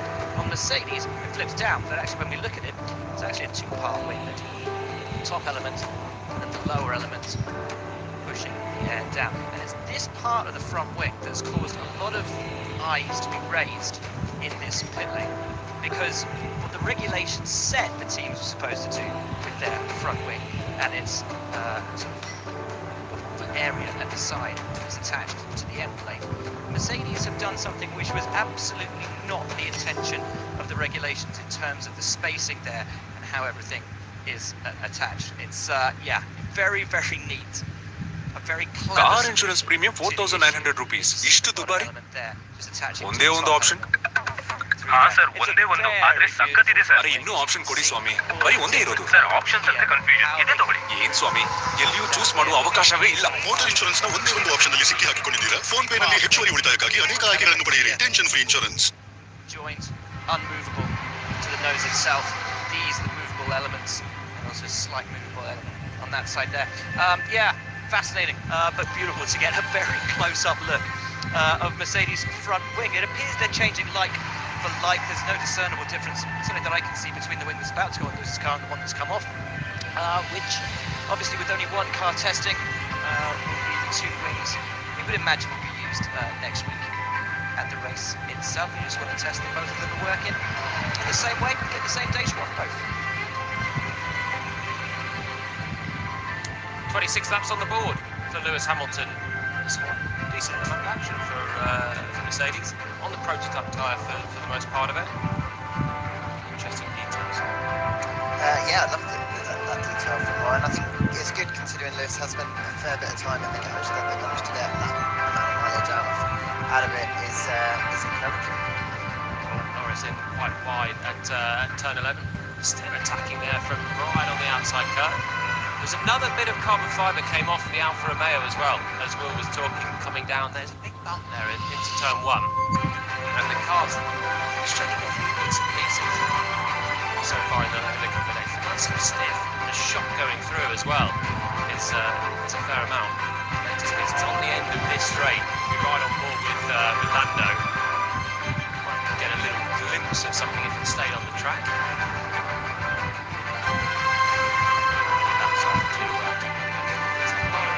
Racing line. But even at low speed, as he that's a different one off the Alpha Tauri as well. Yeah. So we had the Alfa Romeo came off the back, came off the left hand side of the front floor there for Sonoda. The bumps are really bad this year, because even then when Norris is backed off, there's no chance that car's porpoising at that stage, but it's just still clattering into the ground down towards turn 1 on that racing line. Cars that run so stiff in this ground effect era make the most of the underside of the car, keep the stable platform into the corners as well, but it does mean that they're not absorbing the bumps anywhere near like they used to. Just how uncomfortable is it when you've got a car that's really bouncing like that with the bumps? It's thoroughly unpleasant. It really is, especially coming into a big braking zone as well, like turn 1, flying lap. You just want to be pitching in around 100 metres and stamp on the brake pedal, but you can knock a bit of confidence as well if you're not sure if you're going to hit a bump, and sometimes you just move a centimetre or two either side and you can avoid it, or you just smash the brake pedal with all your force and you're on a bump and you're going to have a screeching lock-up. So there's a practical matter, and then just the comfort, it's so unpleasant. I remember Lewis in the Baku, and that was obviously the porpoising rather than the bumps on the circuit, but it's that effect, and he was struggling to get out of the car. It makes a big difference. And some teams, even now, you look at the stiffness of the cars, it looks like it'll be a much harsher ride than others. Fernando Alonso continuing on, third fastest at the moment. This is lap number 22 for him. Lap count so far, it's 24 for Sainz, 30 for Joe, 22 for Alonso, 27 for 25 for Hamilton, 26 tours of this circuit. Well, it's 31 for Logan Sargent, day, then Lando Norris on 26, and Yuki Tsunoda down to turn 1. We've also seen a piece of Mercedes, which Fernando Alonso hit that, and it's been another incredibly efficient stint of a couple of hours. Everyone straight up to speed, no red flags, unlike yesterday, and things working very, very nicely out there for most of the teams. The fewest laps so far, 24 for Sainz, but he's about to make it 25. He's out there on circuit. They're busy, the drivers at the moment. Only 3 days. They're not happy about it, a day and a half each, but at least they're making the most of it. Alonso coming through, C3 tyre for him, so that's the same as that which Sainz has gone to the top of the times on. And I'll be honest, I don't know what tyre Joe was on when he went to second. He's been on a prototype tyre for this morning, but he must have done a run on a similar tyre as well in the Alfa Romeo. And Alonso then on the same tyre as Sainz goes 6/10 away in third. Working down into the Mercedes garage, plenty of work being done there.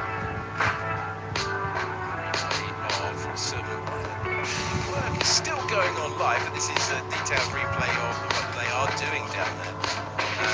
Gagler photographers have amassed in front of garage number 9 belonging to Lewis Hamilton, and Norris is about to cut the beam to do his personal best of the day, which is a 1:35.522, and that's his 28th lap of the day so far, as McLaren look to bounce back after losing running in yesterday's afternoon session. It looks like a fair amount of performance running from Norris in terms of the run plan. He's often on sort of fast laps, then slow laps to work on the the balance of the car in that configuration rather than just doing consistent sort of a race run type thing.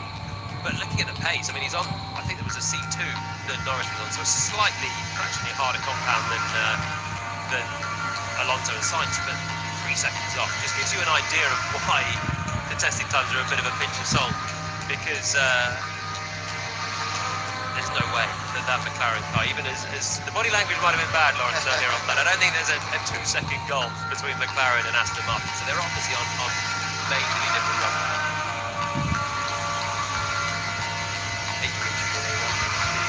In the next couple of hours, Lawrence?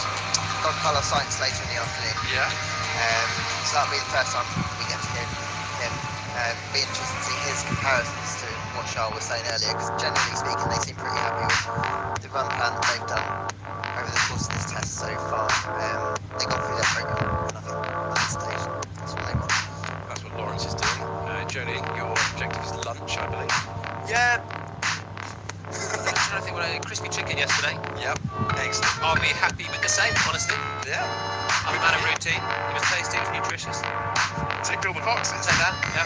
And on that note, What are you doing there? I'm gonna have some lunch. Pour over what the gaggle through the behind data. us are gonna come up with, and I think gaggle in a lovely sense.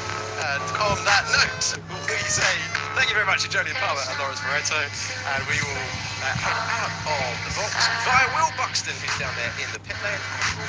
David Croft, Patrick Brooks, and the best impressionist I know, Anthony Davis.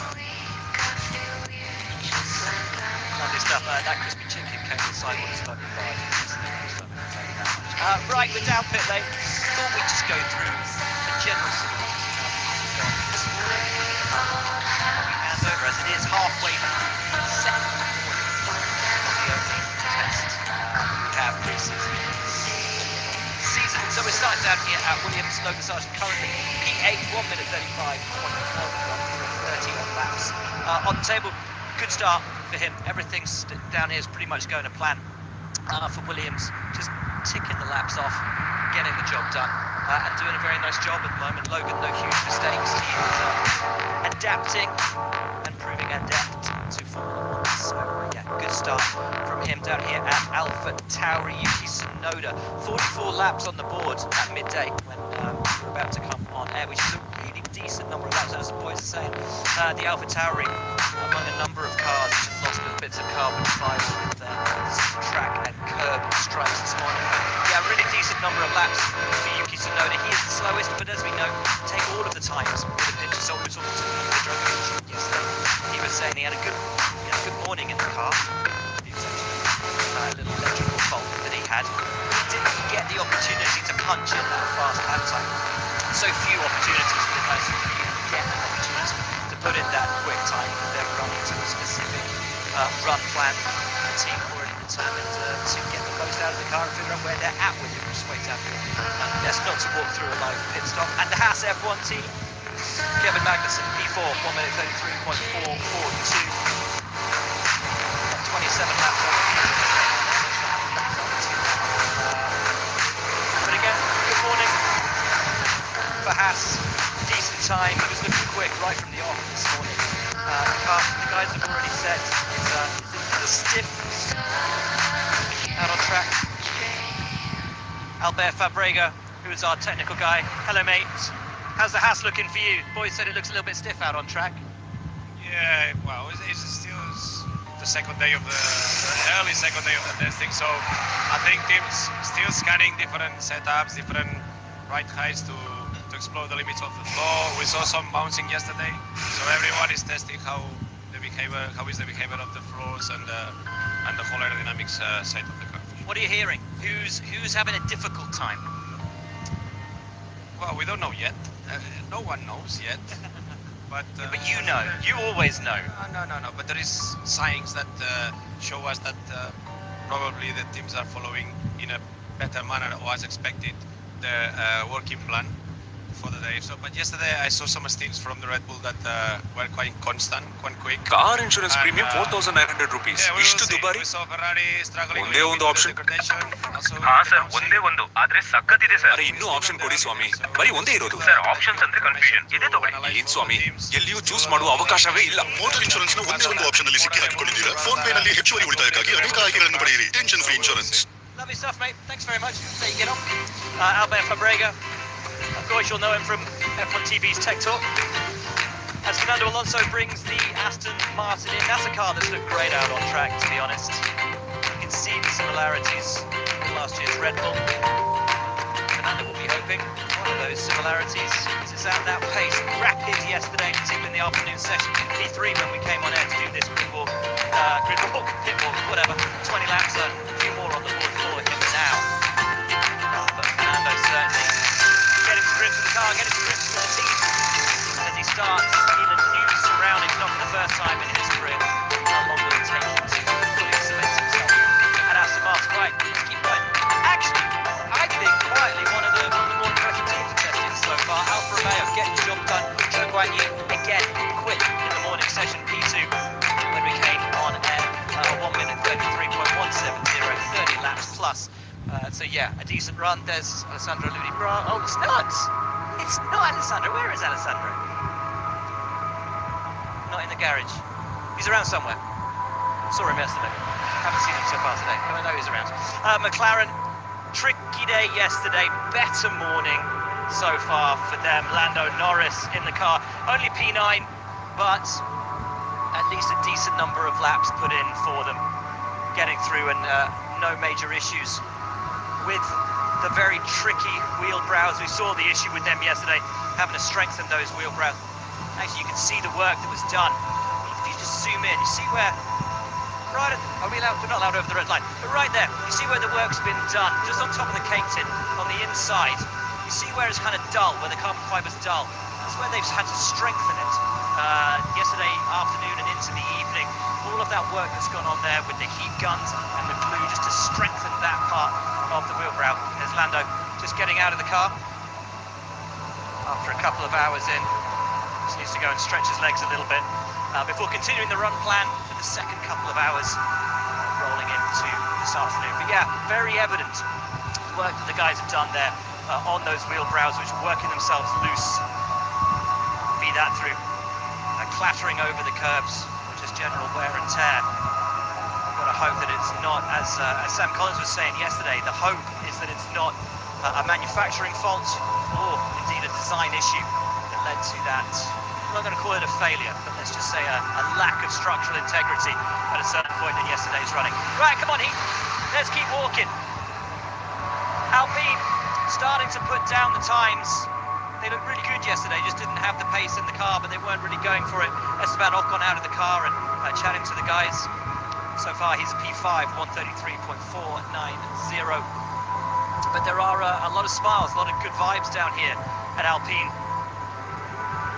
They are feeling, I think, quietly confident going into this season. They might have a fairly decent package. Just 3 teams to go. And it's the 3, of course, that we always pour our focus on. Mercedes, Lewis Hamilton coming in, he's just strapped on, we say a new front wing. It looks to me to be identical to the old front wing, but of course they'll be trying out all parts just to make sure that everything's been manufactured to the same spec and is working in the same fashion. So is he coming in? Can we dip around? Probably best not to try to dip around, is it? Should we go? We'll go around the back if we can. Oh, there we go. Let's not get in trouble. Thank you. Toto sitting in the back of the garage, keeping an eye, beady eye on proceedings. And I think in a far better, far more confident place than they were 12 months ago, certainly talking to Steve this morning. Because the big thing is that this time, whereas last year they were desperately worried, there is no fear this year. They have a far more malleable, far more usable tool, they call it a tool, at their disposal than they had 12 months ago. That, if you were a Mercedes fan, Lewis Hamilton fan, or a George Russell fan, of course, very, very positive news for them as Lewis does bring the Mercedes in. Just get a nice shot of that as it rolls past us.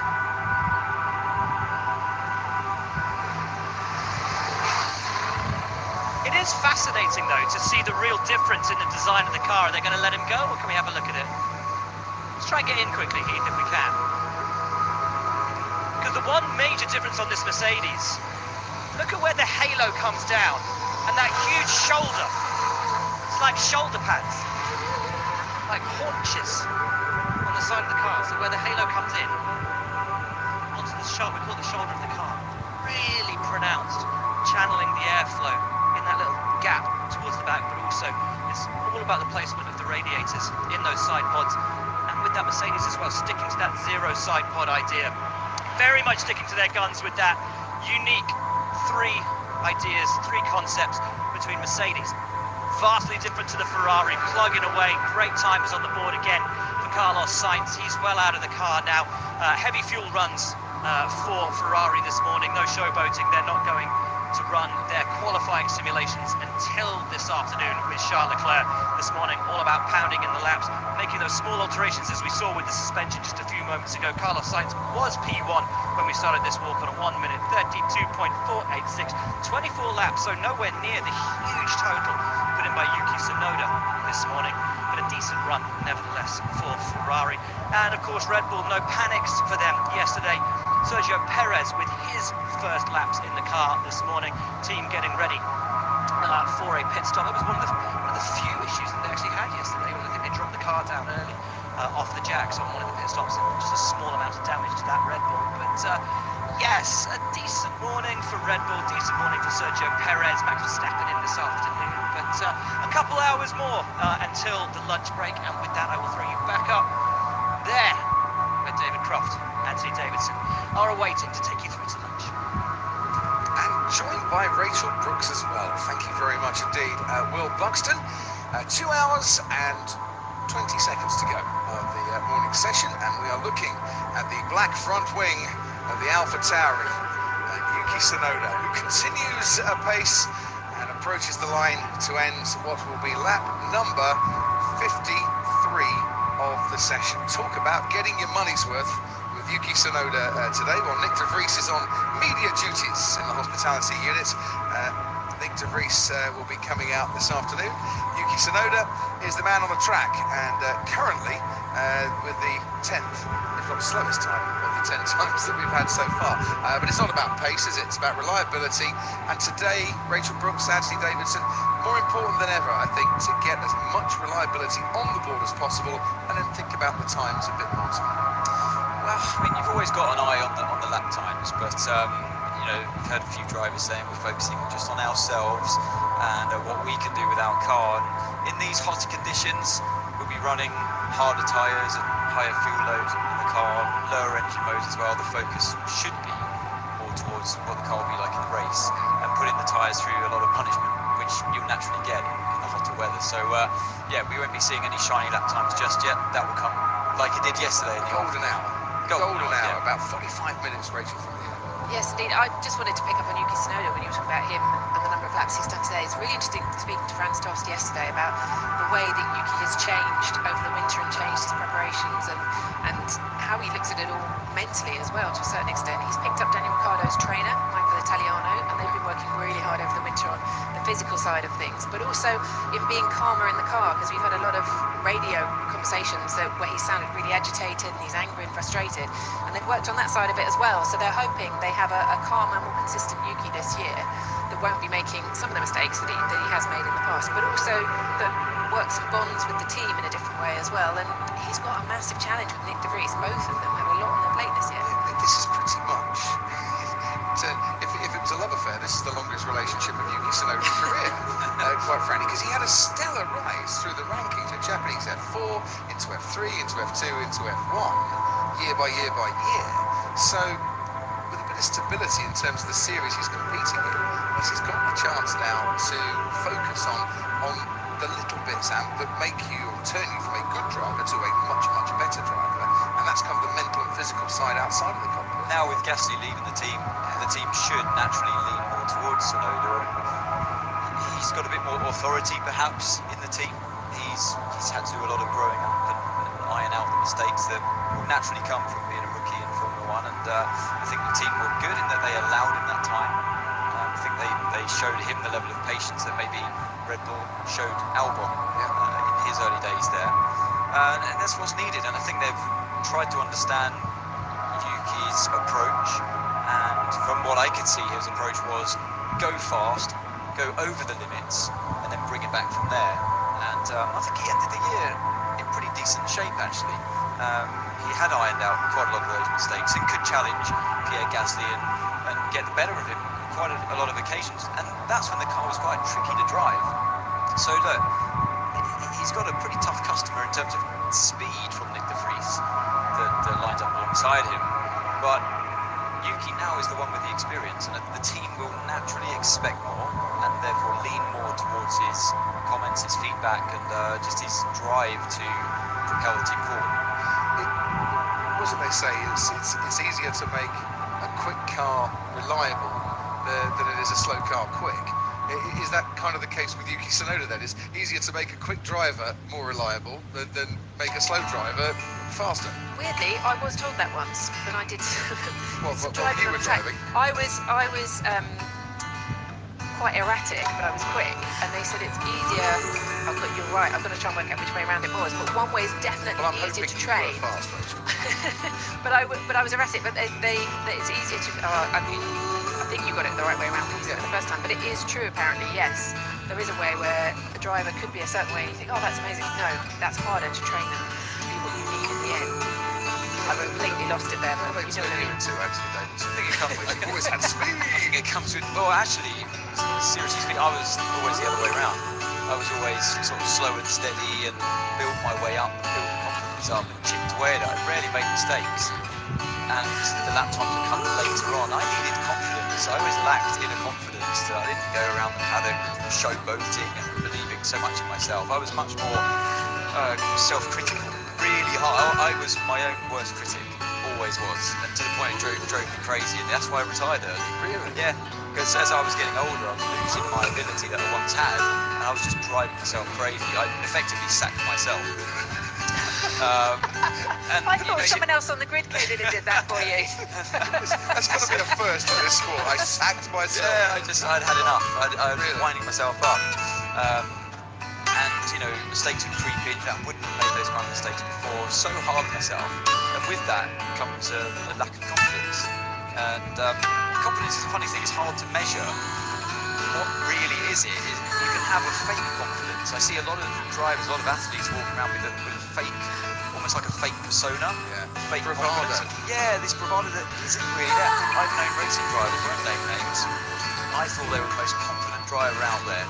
And then I later found out that they were throwing up before the race in a bag of nerves. And it's a really interesting thing as an athlete. You're competing and you basically can't show weakness. You cannot show weakness. I think that's why it's taken such a long time for, say, mental health issues to even dare to be mentioned in any sport, particularly Formula One. Oh, look, Formula One.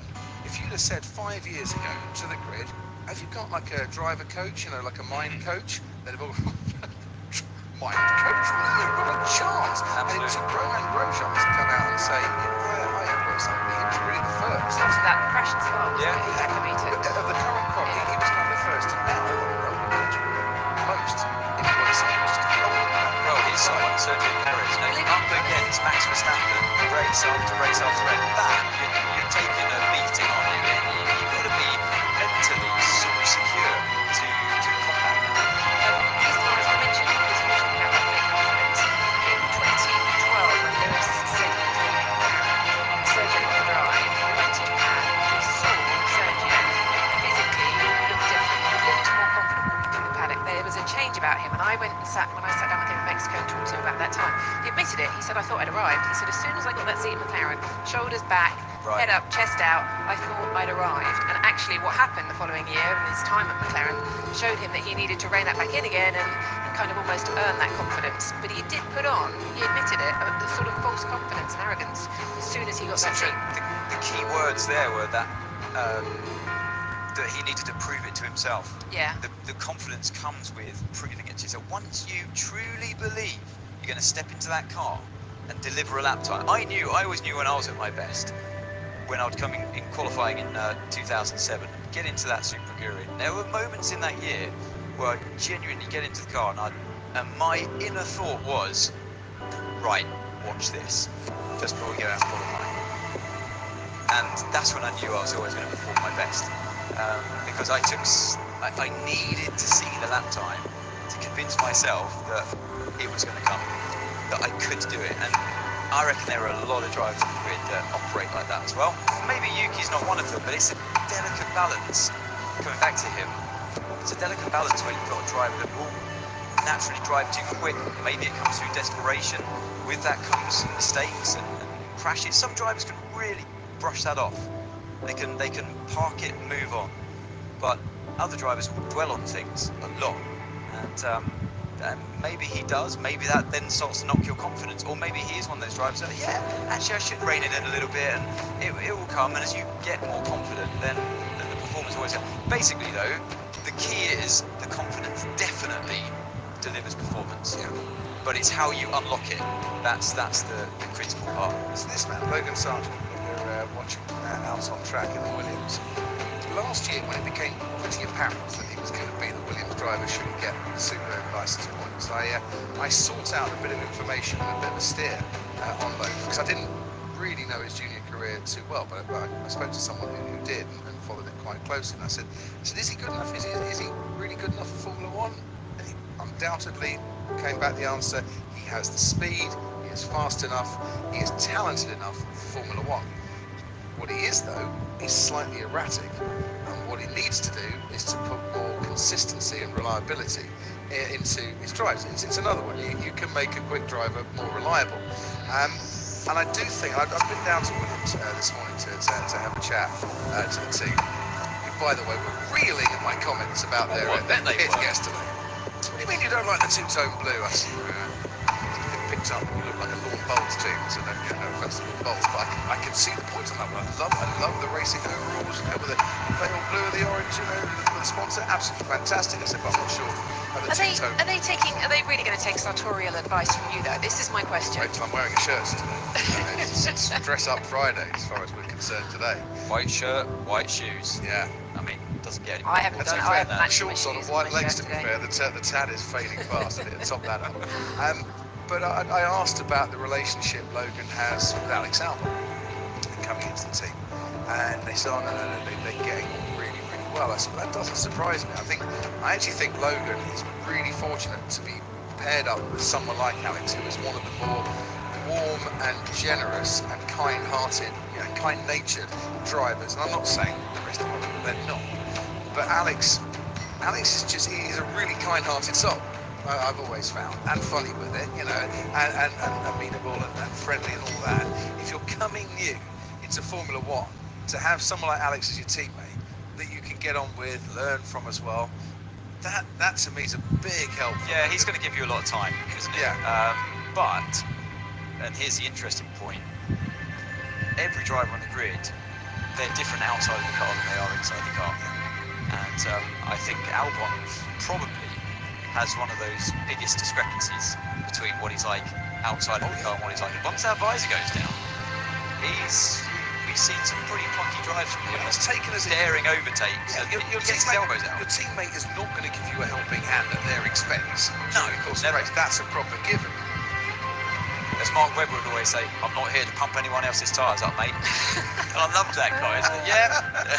I mean, he was probably closer to what he was like in the car than outside of the car, but still, once that red mist comes down, we turn into different beasts. I heard the guys talking about it yesterday before we came on air. Esteban Ocon, who a huge difference between the man he is on track and the man he is on track. And we expect that. It's a highly Perez as well, actually. But it's really personable outside the car. Is that an asset to be able to switch it on in the car? Would you rather be more consistent personality-wise for it? I don't think it really matters. I don't give it much time. I don't think it really matters. For the record, can I just say Fernando Alonso is a fabulous guy in and out of the car, but I wouldn't want to play Tim. Quite frankly, I don't understand. But I think when you look at people around us, we've all been in cars with Damon and with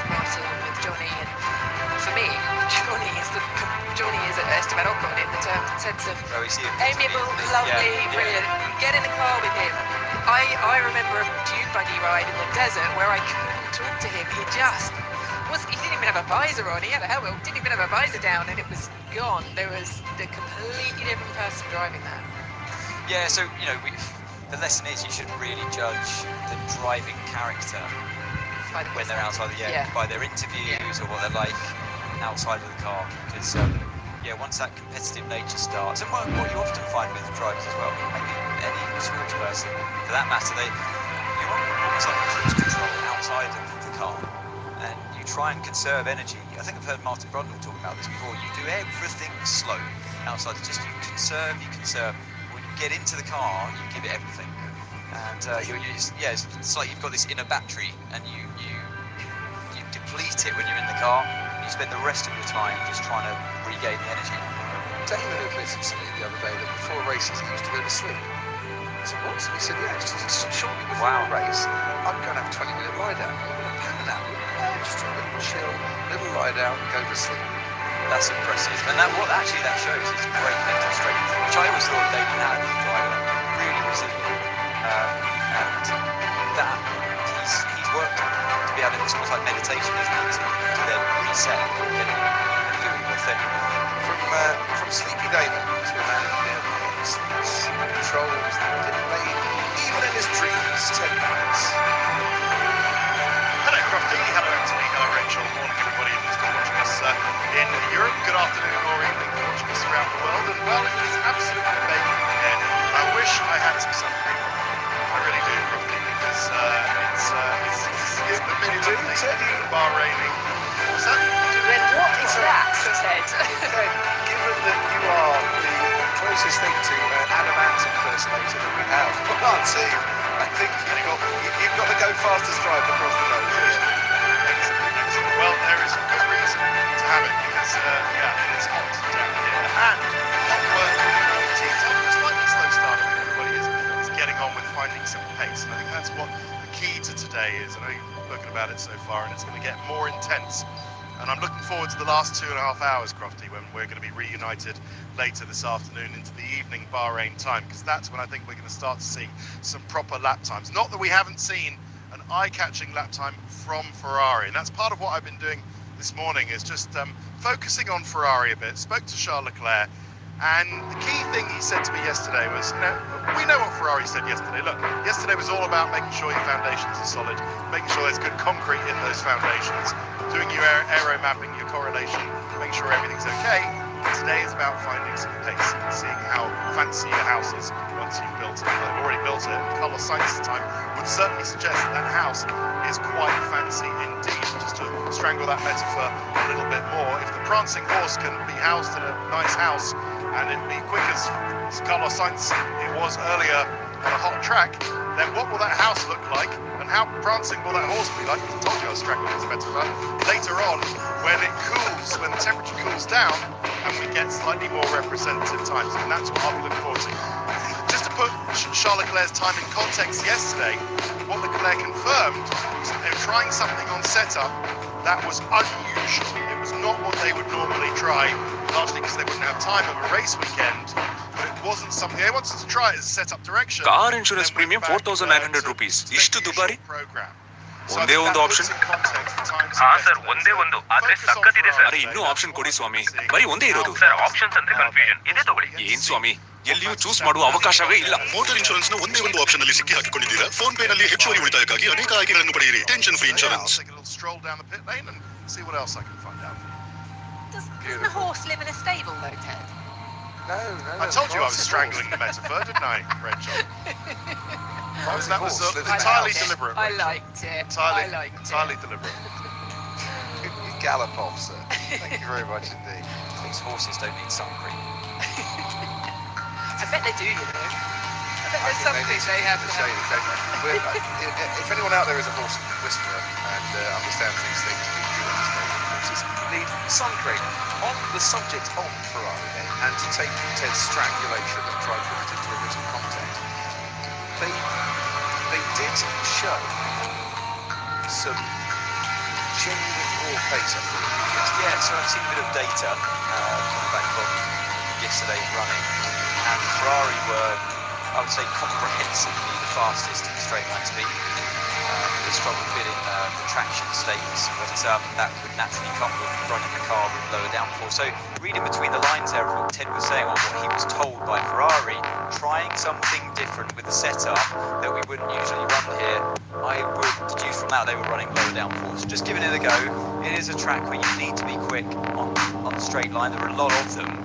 I've always described this circuit as a series of drag strips connected by very slow corners like this one here. Great example, turn 10. Get your foot down onto the next drag strip towards turn 11. And you have the same thing coming out the final corner, and in turn 1 and 2. Always, there's usually a long straight that follows, and therefore you need straight line speed, good power. But it comes at a price when you come to corners like this, in turn 11, 12, you need to be able to carry that speed through the medium speed sections of the track. No real high speed sections on this circuit at all to talk of, only medium and slow. Another one here, medium speed, turn 13, and then connected with another long straight. So if you can get away with running lower downforce and still preserve your tyres and all the things you need from the medium and slow speed corners to gain you the lap time, happy days. But it did, yeah. So preserve your tyres. Yes, and it didn't look like Ferrari were in that happy sweet spot yesterday. The total lap, but their straight line speed was by far the fastest.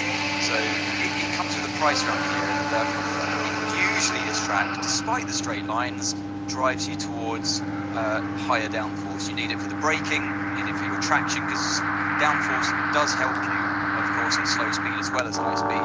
That's why we will run maximum wings in Monaco. Let me just make a simplistic observation there.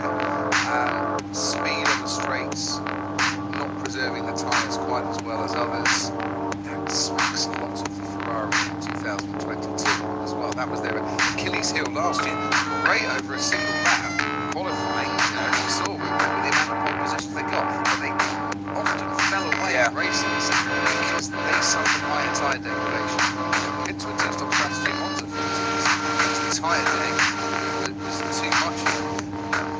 That if they can find longer stints, less tyre degradation, keep that speed. Oh boy, they Looked like they had the same philosophy. I agree with you, they had the same philosophy that they had last year. Quite a softly sprung car. I think it was bouncing around quite a lot when I saw it on track.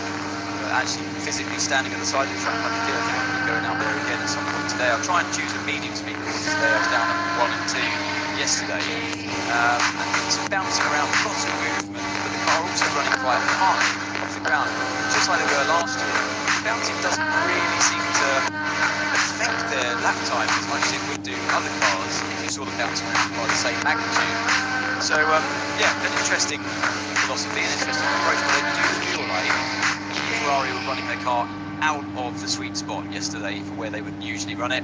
I think today they'll be running it with a bit more downforce, and they do, for what it's worth, top the timesheets at the moment with the fastest that we've seen so far this week. I have breaking news. Love breaking news. Just like humans, horses' skin is sensitive to UV rays. They do need to wear sunscreen. We can cover them up with fly masks or sun sheets. They work as well. However, they do make sunscreen just for horses' noses. You know what? You understand that? I did think the nose. There you go. Wow. Sold. Answered. I stand corrected. Who sent you that? I looked it up. Oh, break it. Okay, break it. I looked it up on a horse website. www.dobbin.com. It was Nay, actually. Nay.com. Go on then. That's Rachel. Normally what we do, we get our wonderful viewers to tweet in and let us know on that one. But does her own research. I know, this is the thing. I can't help it. It's my nature. It's impressive. But it won't last, ladies and gentlemen. It's impressive. It'll last till day 3 and then we're done. Right, let's focus on this lap a bit more. DRS shuts. Fernando Alonso goes through turn 1. Fernando Alonso, did he decide I'm going to be in this car all of today, Felipe? Just take this back seat, my friend. I fancy a whole day. Martin, did the team decide that Fernando should be in there for the whole day because they can maybe learn a little bit more from the two-time world champion? Did Felipe Drogovic's head after the neck after 40 laps? I don't know the answer. It's going for it. First, I thought it looked a bit racy.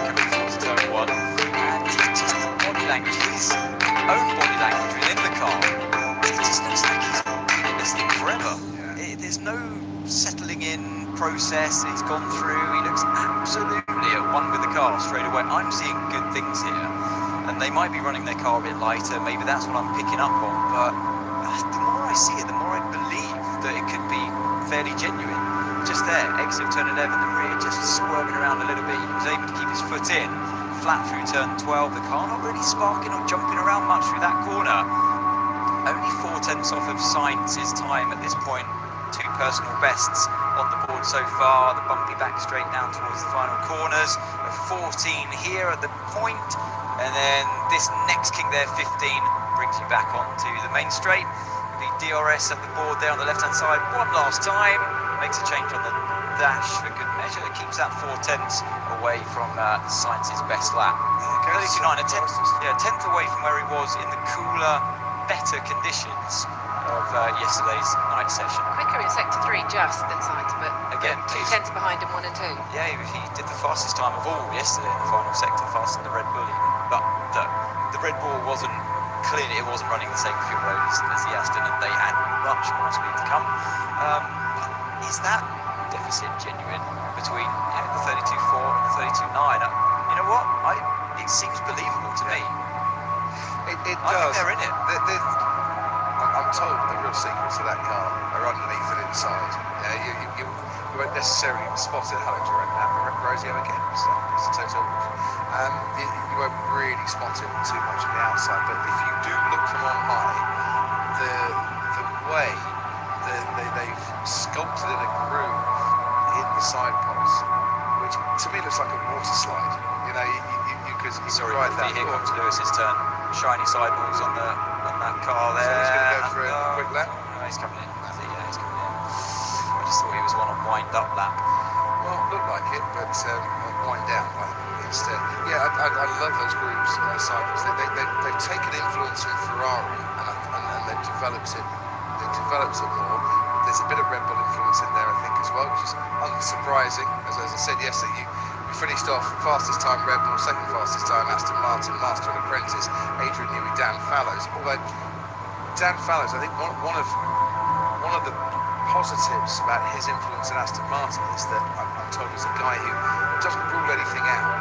Is open to ideas, doesn't say no as a first response. As Checo locks up, runs wide, and down at turn 10.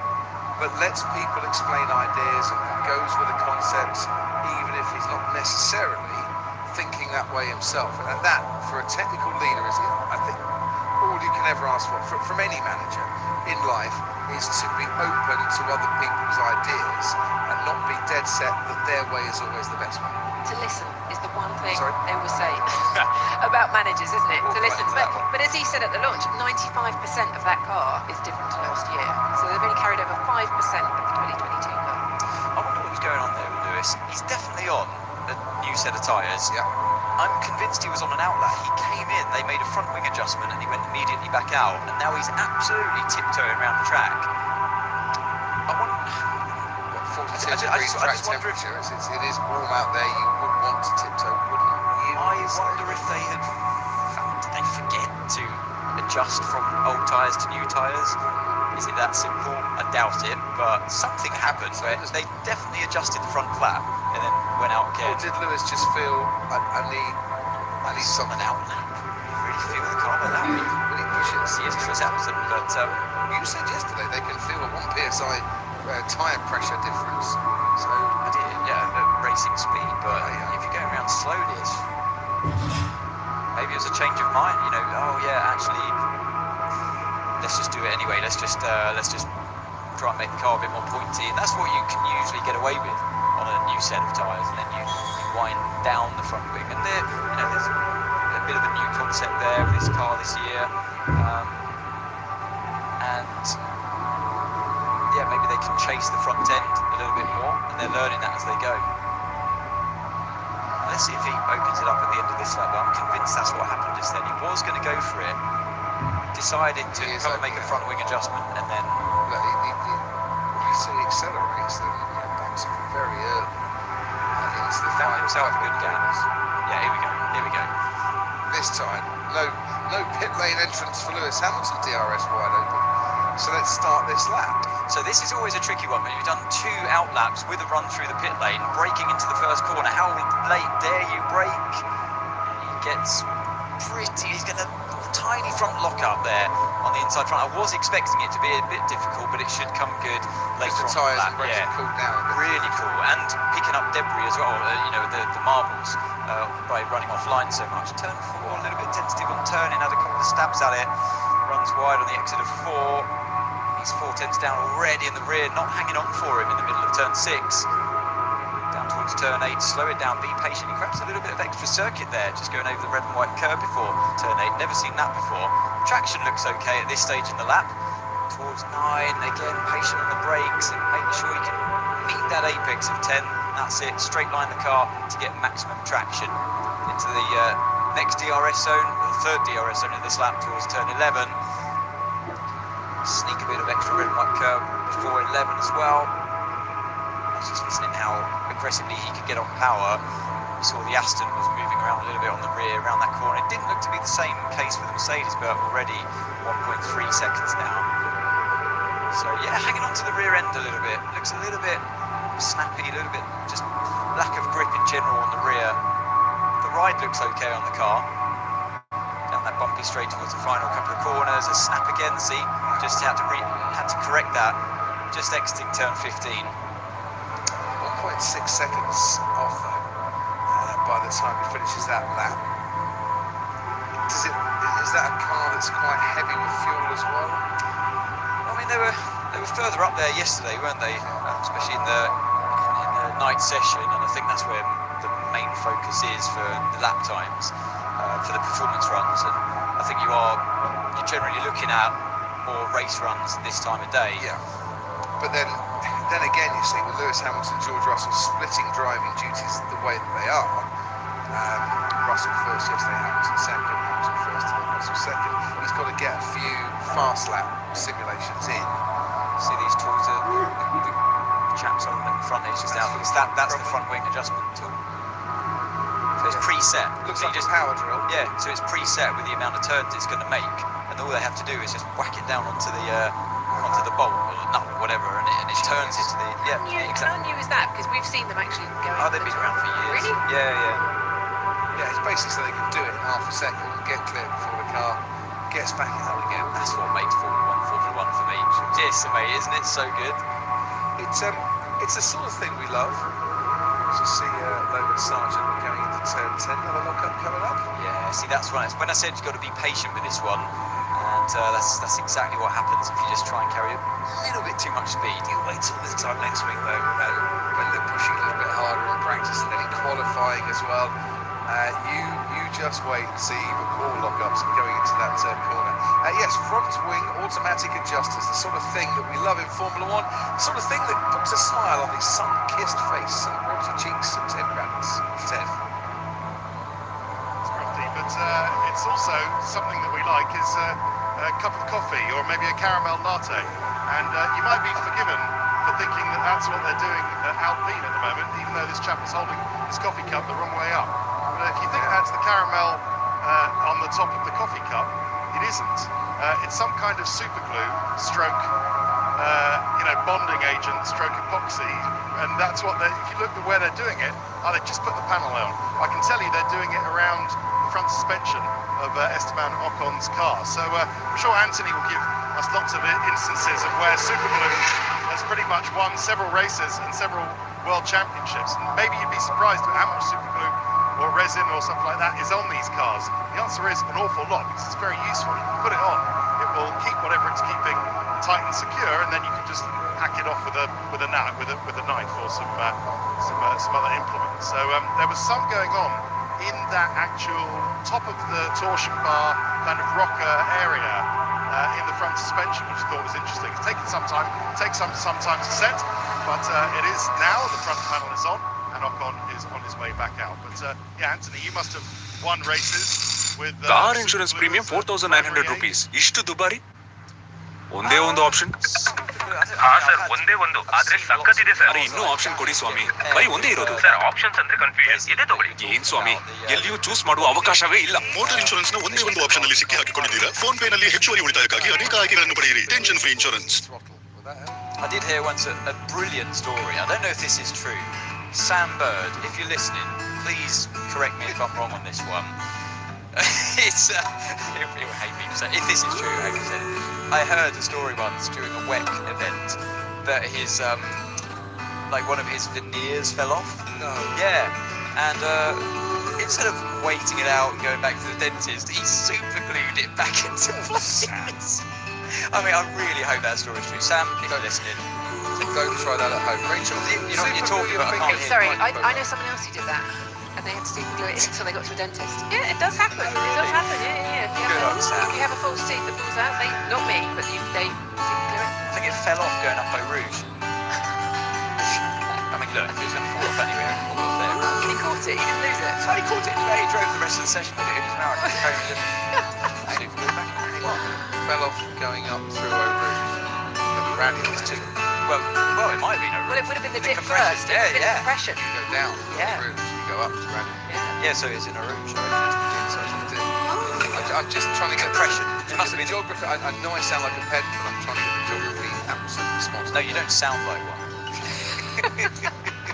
I don't sound like you either. You are one. Stop your last night. Because Lewis Hamilton again. Another So lap. what they're doing is not just another lap. He's done his fast lap, and this proves that to me there was fuel in that car because, well, of course there is fuel in the car. It wouldn't go anywhere. It won't last long on that. Yeah, I'm just correct myself. Touche. So lots of fuel, yeah.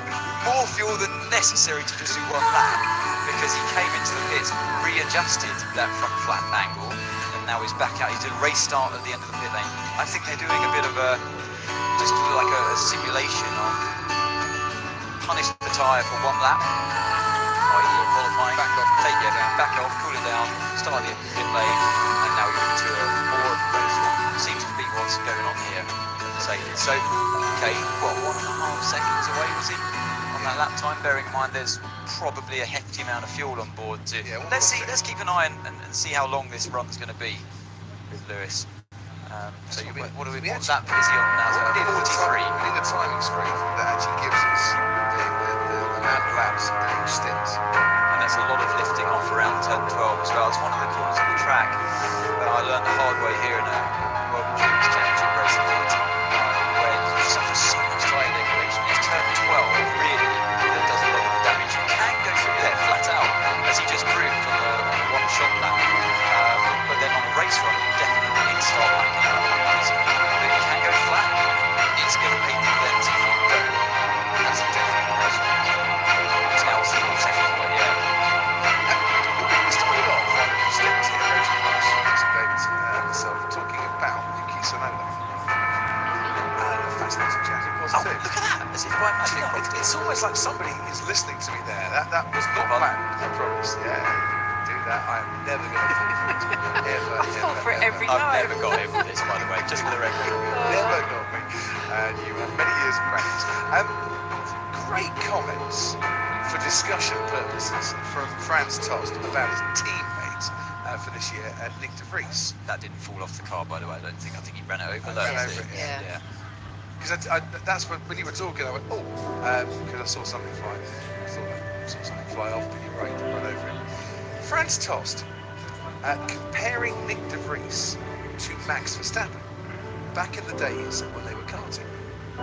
I remember in those days, he said, Gerhard Berger, of course, his next team was down at Toro Rosso and AlphaTauri, was there with us. And I said, hey, Nick de Vries, we must have him. He is so good. He was under contract with McLaren at the time.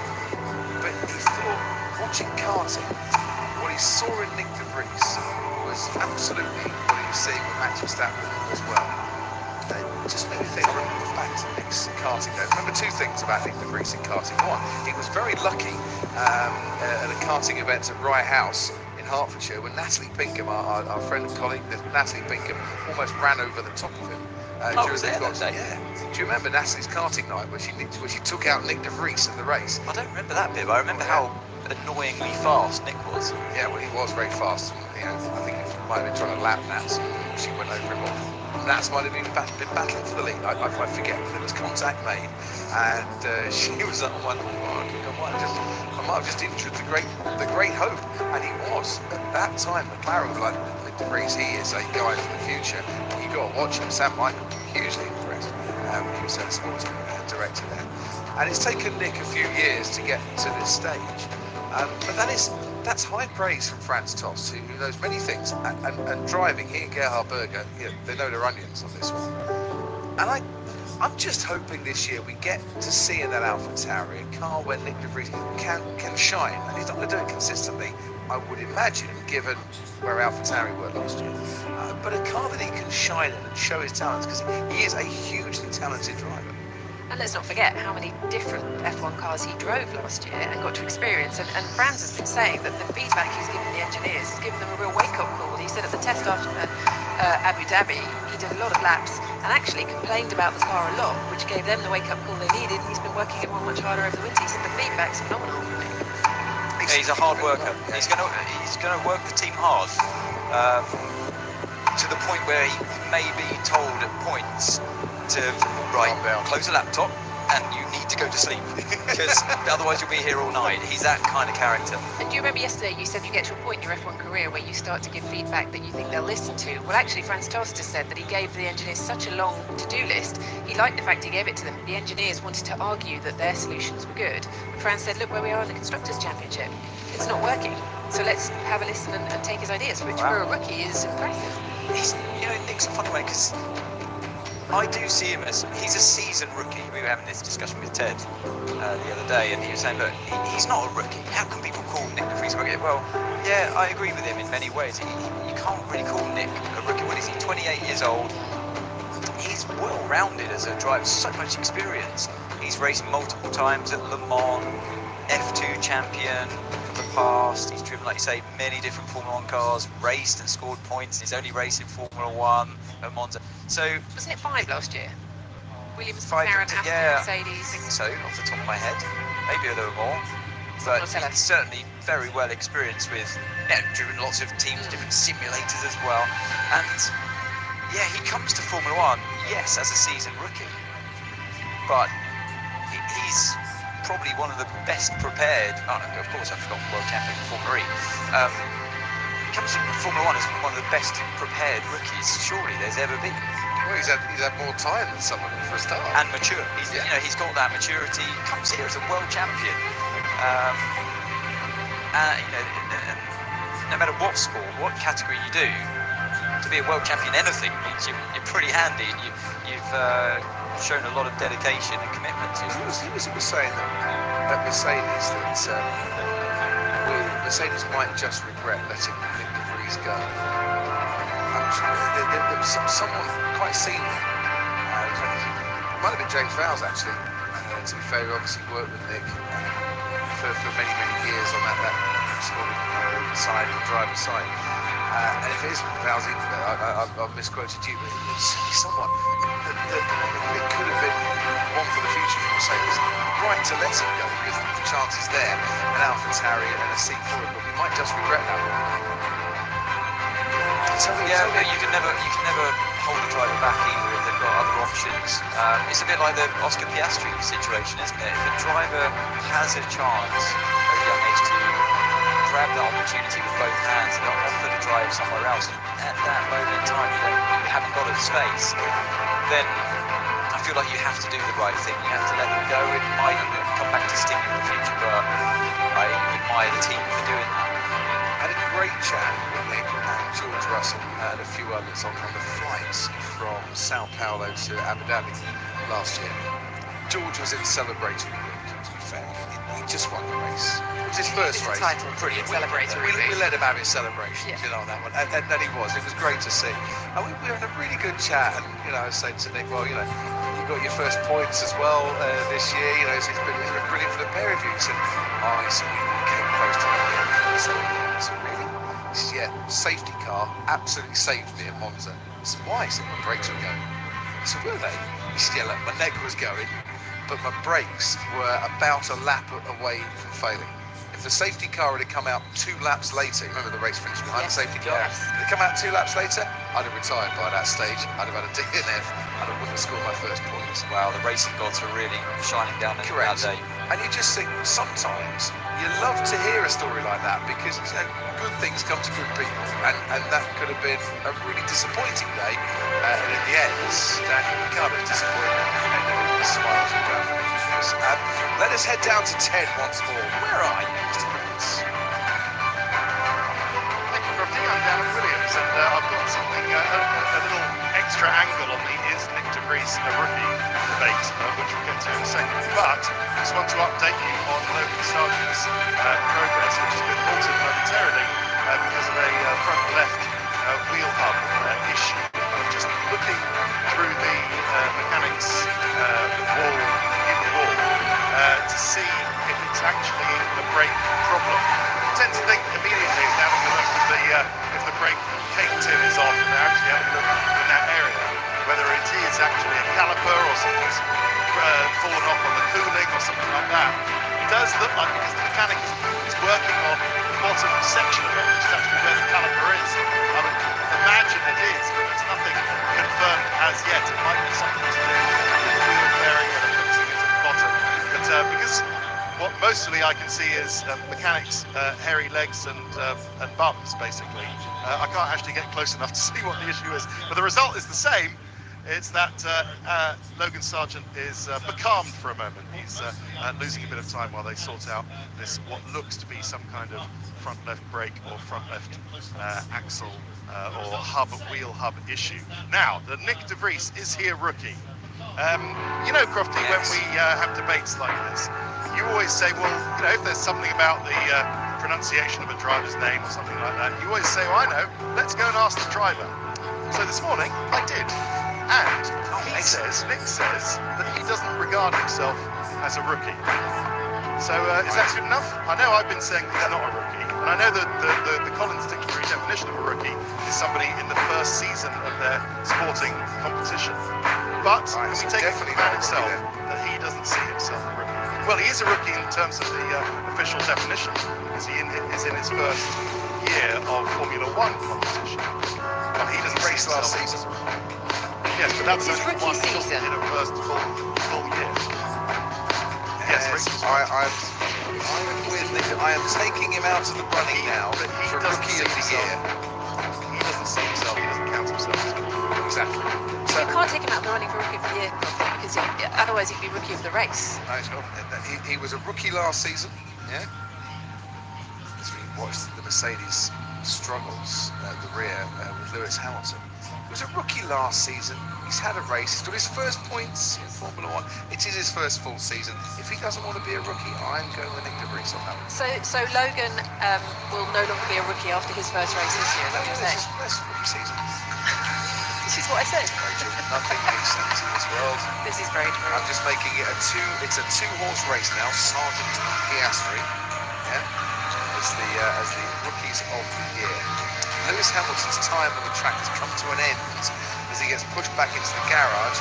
I dare say he's got a lot to say. He might be focusing on the rear as he gets on the team radio.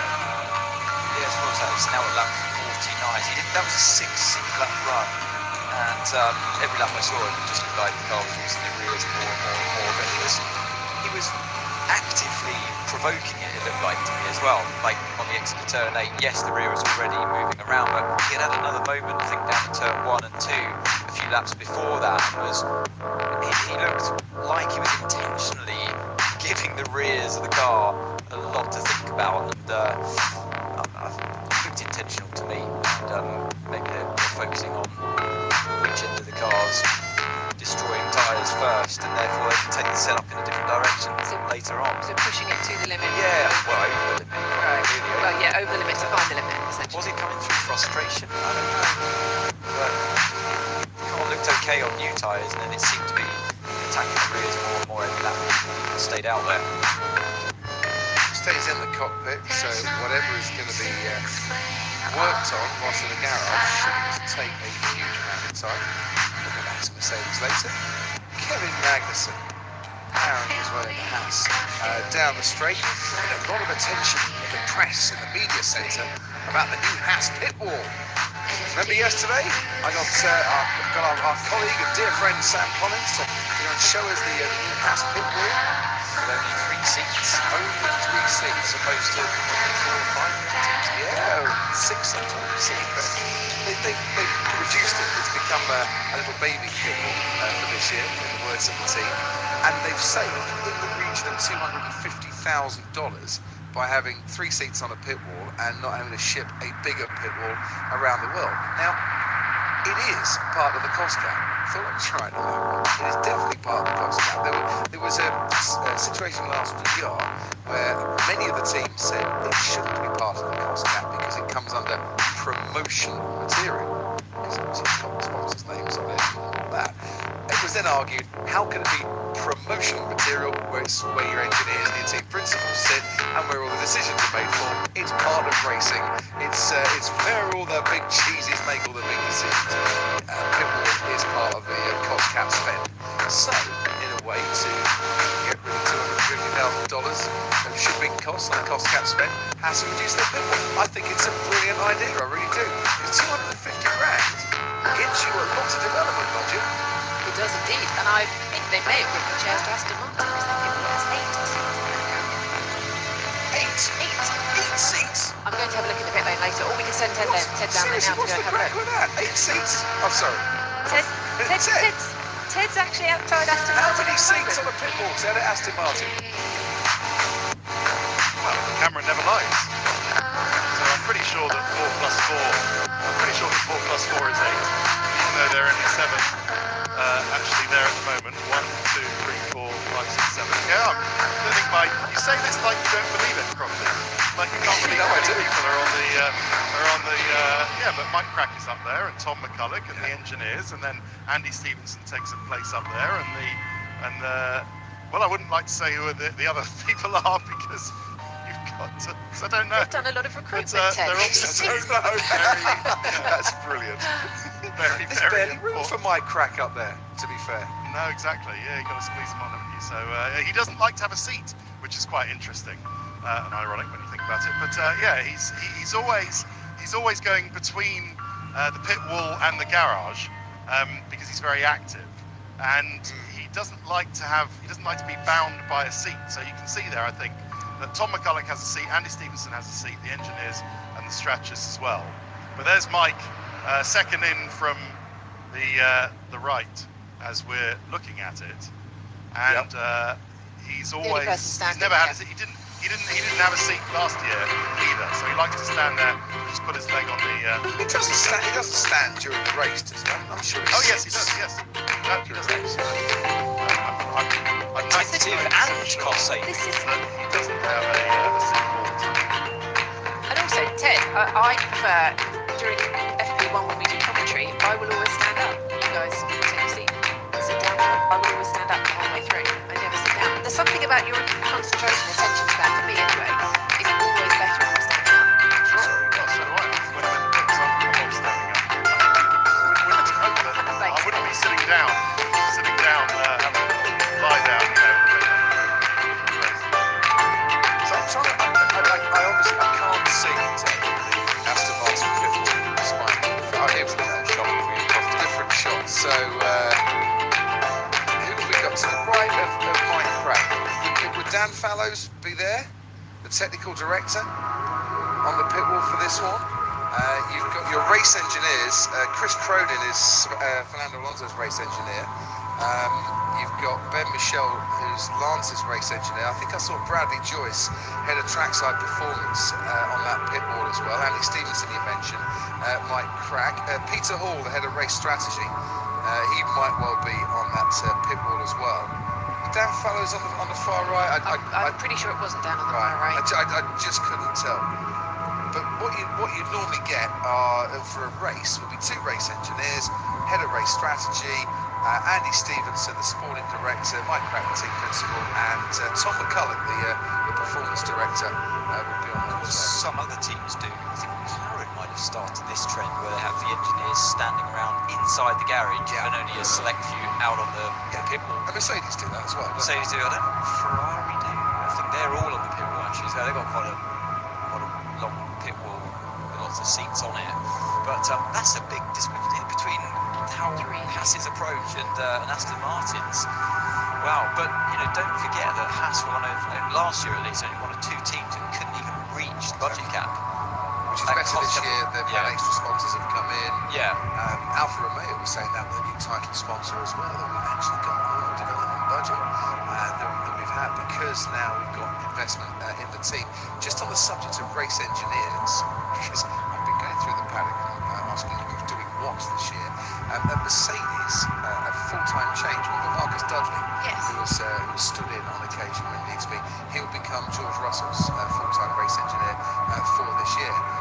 Bono and Lewis are pretty inseparable, to be honest. I think it would just be wrong for us all for Bono not to be Lewis's race engineer and to give it the get in there, Lewis, and all that. Well, Marcus Dudley is going to be shouting "Get in there, George," and other more appropriate comments and informative comments throughout the season. You want to say something? Sorry? No, it was from before. I think that was Eric Blondin at the end of the... Oh, right, excellent. So Eric Blondin, the Deputy Technical Director, and signing from Mercedes.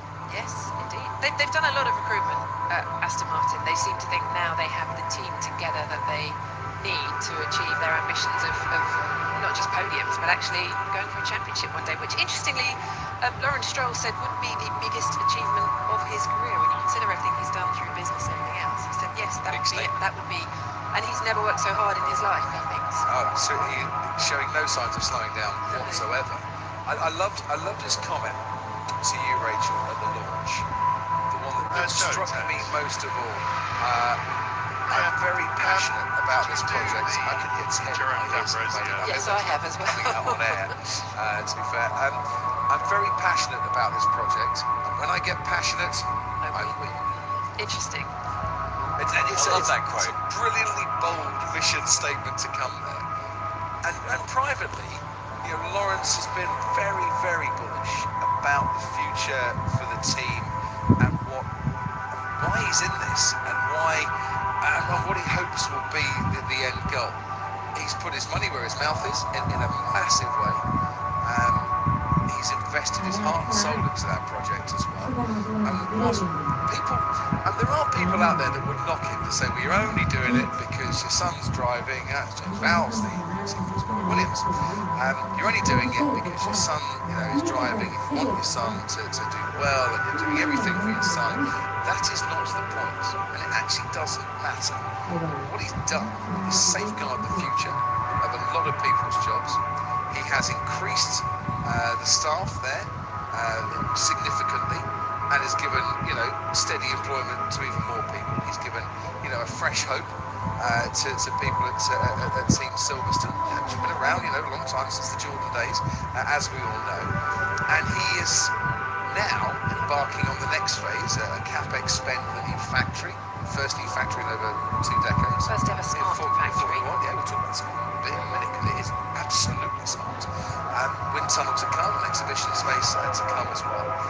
And giving Formula One as a sport a proper team for the future. This is, if you go back a few years to when Stewart Grand Prix became Jaguar and then became Red Bull, and the way Red Bull took the old Stewart Grand Prix factory as it was and have now turned it into an incredible campus in Milton Keynes. If you go there, if you remember back to the Stewart Grand Prix days and go there now, night and day, you just, some of the buildings are the same. But actually, I think the last time I went there was when Red Bull had just taken over. So my memory of that place is probably quite different. It's incredible. They had to change the road outside the factory now. It is an absolute night and day. But what's going on at Aston Martin is akin to what went on at Red Bull, from 2005 onwards. That has to be good for the sport, because it's not just an owner coming in and buying a team and then disappearing after a few years. This is creating a legacy and a future.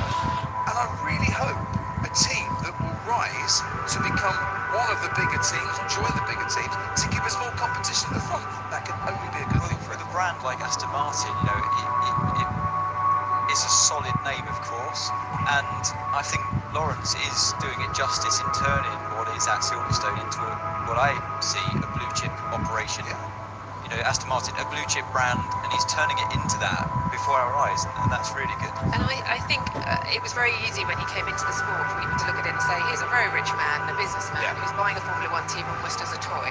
And I think he suffered for a lot of criticism for that. But actually, if you look at his history through motorsport, his history through being around in the Jordan Lotus days, he was involved then because he loves Formula One. He loves massive racing. This is it. So to hear him say, from everything he's done, this would be his biggest achievement. Well, he's it's a racer. Fascinating to listen. He is a racer. He is a competed for 15 years. He wouldn't have his son in racing if he wasn't a racer, so he is very, but, and almost more importantly, for the people that work there, and for all of the viewers watching a team get stronger and stronger, he also grows businesses. Yes.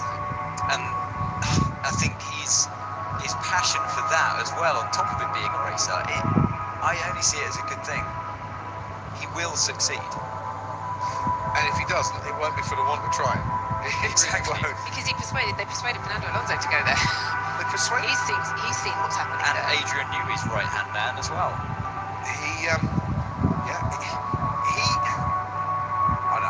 We'll go to Ted, because Ted's waiting, and then we'll carry on this conversation. Because I do think what's going on there is really exciting for the future. And if you look at the partners, the sponsors that have come in as well, you know, that are backing that project, it's one that's going to be around for a while. Ted, down to you.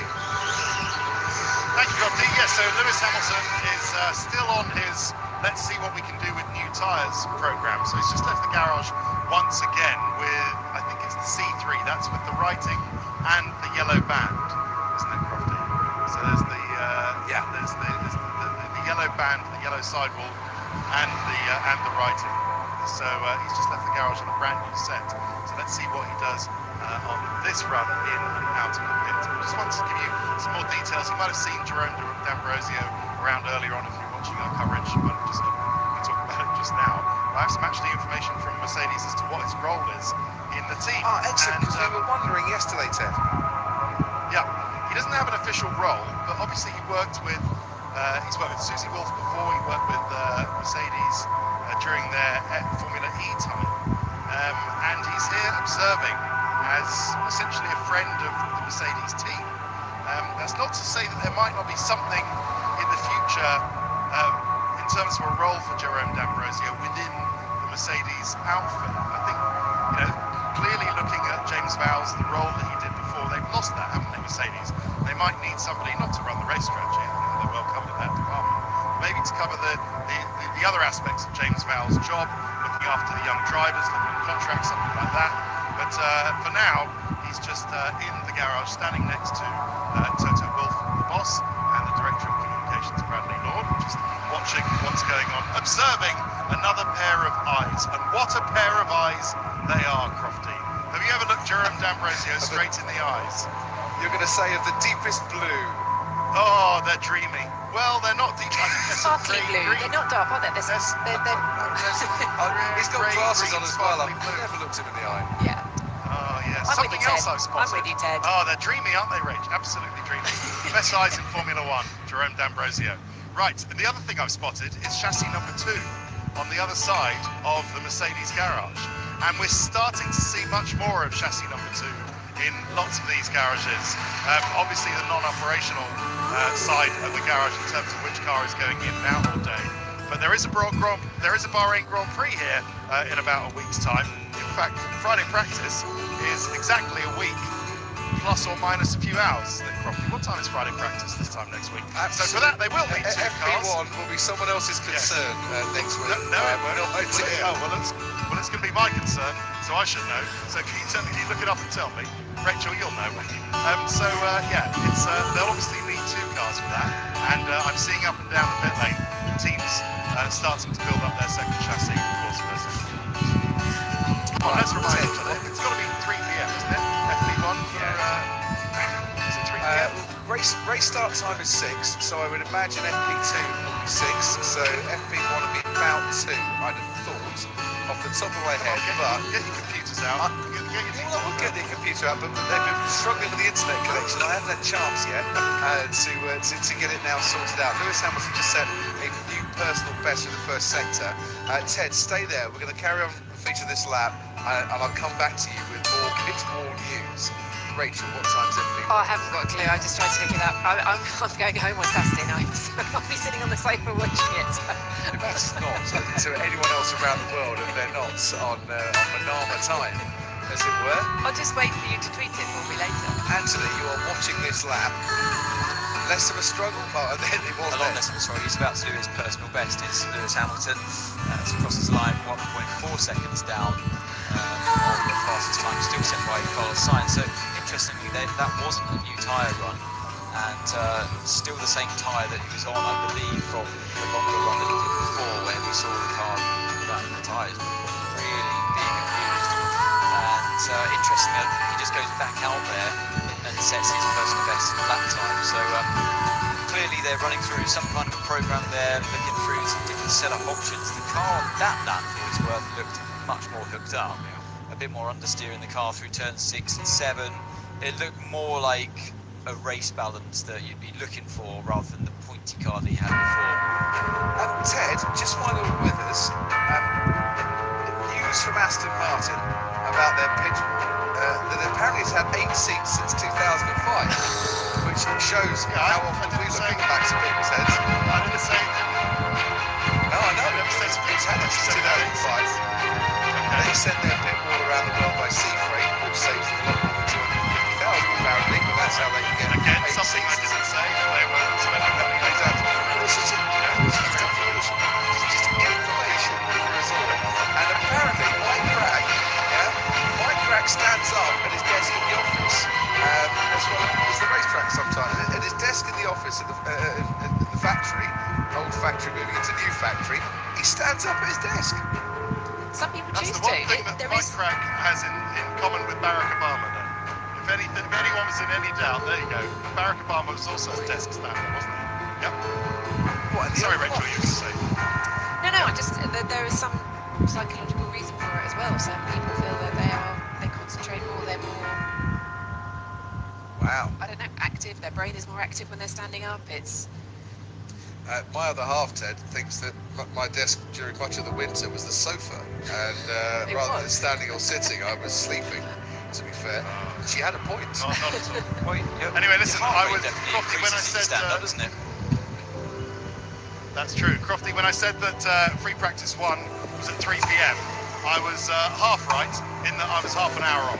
So it's 2:30 p.m. Bahrain time. So if you join us for free practice 1 at 3 p.m. Bahrain time, you'll have missed half of it. So don't do that. Yeah. Join us instead at 2:30 Bahrain time. This time next week, Friday the 3rd of March, 2:30 Bahrain time. So minus whatever times you are around the world to that. So it's an hour, of course, free practice 1 from Bahrain time, 2:30 to 3:30. Join us again, Crofty and everybody else, for free practice 2 from 6 p.m. Crofty, you were right on that. Correct, as usual. Practice 2, 6 p.m. on Friday. Practice 3, Saturday afternoon, again 2:30. Qualifying from, please, Crofty, I'm doing the schedules. Qualifying on the 4th Sorry, of I March from 6 p.m. was on talk back there, to be fair. Brilliant. He says this kind of stuff about you all the time. just not good to hear it. I know. And qualifying from 6 p.m. And the race, of course, from 6 p.m. on Sunday, the 5th of March. There you go, plug over. Watch it. Thank wherever you are very on the much, world. Ted. So there you go. Free practice for Bahrain is in an hour and 10 minutes time, wherever you are in the world, next Friday. You're never alone with the microphone. That's the phrase, isn't it? Because I don't cover FP1 sessions anymore. That's why I said FP2 is the only bit I care about. I'll be watching, hopefully, trackside in FP1 because it is my chance to get out with the photographers occasionally and see cars live in the flesh. Are you going trackside today? And I want to stand in that spot. As I said to our team here today, I said there's a reason the snappers all stand there. It must be a good spot, and we've never been there before, so I'm going to try.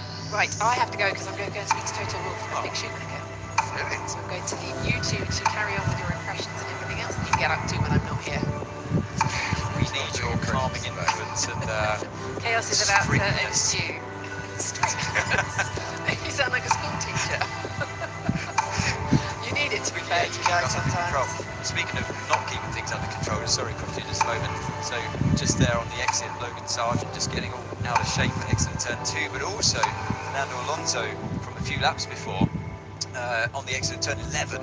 A nice big slide, you can see, but not nice for the rear tyres. I believe that this time of day is punishing, particularly the rear tyres, more than anything else, and they're all finding out the hard way sometimes, Lewis included as well, that you really need to be protecting that element today, because if you start abusing the rear tyres too much, you're going to just be over slipping on exits and losing so much lap time. I think they boxed Lewis and changed that setup to try and combat what's happening to a lot of the other teams out there. 44 degrees, pretty much the track temperature at the moment. And if you're thinking, well, it doesn't really matter, does it? Doesn't. What's going on now? It's not going to translate to the race in Bahrain because it's under the lights and the track cools. Don't forget, this isn't practice. This is testing. Car insurance premium 4900 rupees. ಇಷ್ಟು ದುಬಾರಿ? ಒಂದೇ ಒಂದು option. ಹಾ sir, ಒಂದೇ ಒಂದು, ಆದ್ರೆ ಸಕ್ಕತ್ತಿದೆ sir. ಅರೆ ಇನ್ನೂ ಆಪ್ಷನ್ ಕೊಡಿ ಸ್ವಾಮಿ. ಬರೀ ಒಂದೇ ಇರೋದು. ಸರ್ ಆಪ್ಷನ್ಸ್ ಅಂದ್ರೆ ಕನ್ಫ್ಯೂಷನ್. ಇದೇ ತಗೊಳ್ಳಿ. ಏನ್ ಸ್ವಾಮಿ, ಎಲ್ಲಿಯೂ ಚೂಸ್ ಮಾಡುವ ಅವಕಾಶವೇ ಇಲ್ಲ. ಮೋಟಾರ್ ಇನ್ಶೂರೆನ್ಸ್ ನ ಒಂದೇ ಒಂದು ಆಪ್ಷನ್ ಅಲ್ಲಿ ಸಿಕ್ಕಿ ಹಾಕಿಕೊಂಡಿದ್ದೀರಾ? ಫೋನ್ ಪೇ ನಲ್ಲಿ ಹೆಚ್ಚುವರಿ ಉಳಿತಾಯಕ್ಕಾಗಿ ಅನೇಕ ಆಯ್ಕೆಗಳನ್ನು ಪಡೆಯಿರಿ. Tension free insurance. So you can fill your boots with your coldness. Well, I went there for the launch. Pretty chilly at night time. Really glad I had a blazer on, to be fair. It was pretty chilly. And I did hear talk, just a rumour, that, you know... I hear that moment, sorry, this is Sargent on the exit of turn 2 watch. He had a bit of a moment. Oh yeah, just... You can just see the lack of grip. I wouldn't describe it as a snap, it's just more of just a slide from the rear. It's just not coping. A little bit slippy. Yeah. Power down, that's the exit of turn 4 as well. You see so many cars. So they have to have a lot of discipline actually in turn 4. It is faster to go off that on the outside of that corner. So a lot of discipline come race day. They've got a camera usually there pointing at the back of the car to make sure that you are within track limits. It's a shame to have to talk about the track limits, but it's one of those corners where it is lost. Not in turn 10, this one we're looking at. If you run wide there, you've definitely lost lap time. Yeah, no, I did hear a rumour. They just asked a question. The question had been floated. Was it worth bringing that Las Vegas start time forward a little bit? It's 10 o'clock at night. You know, can be unseasonably cold sometimes. As far as I know, the answer wasn't. At least at 10 o'clock, you can understand why the engineers are crazy eyebrows. Sometimes it can be about 4 or 5 degrees at that time. The absolute opposite problem They're really suffering with right now. Thank you to Stuart at Haas, who sent me a picture of the Haas pit wall with giving a few races on it. It's just got good to sound zone on there. 5 down to 3, down to just good to that'd be good. Oh dear. You need somebody to shout actually. Where's the entertainment in that? He's a very happy man at the moment. He's almost finished, by the way, the audio version of his book that's coming out on April 20th. He was telling me he's been into a studio and he's been reading his book into a microphone, ready for the audio book to come out. I can't wait for that book to come out. To be honest, it's basically last season from Gunther's perspective and what he got up to as the team principal of Haas. Isn't it just a series of bleeps? I think that's the title of the book. It's like SOS. It's a series of bleeps. I did say that, you know, they got a bleep machine for the audio book on that one. A series of bleeps. What a great title. Series of bleeps. Better than the title I came up with. What was that? I can't say. Oh, you can't. Not a family show. Probably more in keeping, to be fair, with the book. Yes, to be fair. Oh, still Lewis there, struggling in the rear end of the car. Exiting turn 10. It's so hard, it seems, for all of the drivers. I mean, it's not a Mercedes or Lewis Hamilton specific problem here. It's all the teams and drivers are starting to struggle now. As the tyres get older, the track temperature rising all the time, the wind is up. Really tricky conditions for folks in the long runs. I mean, it's surely not going to get any harder than this for the tyres' sake anyways. The track will continue to rumble as this week goes on to next week with a race week of proper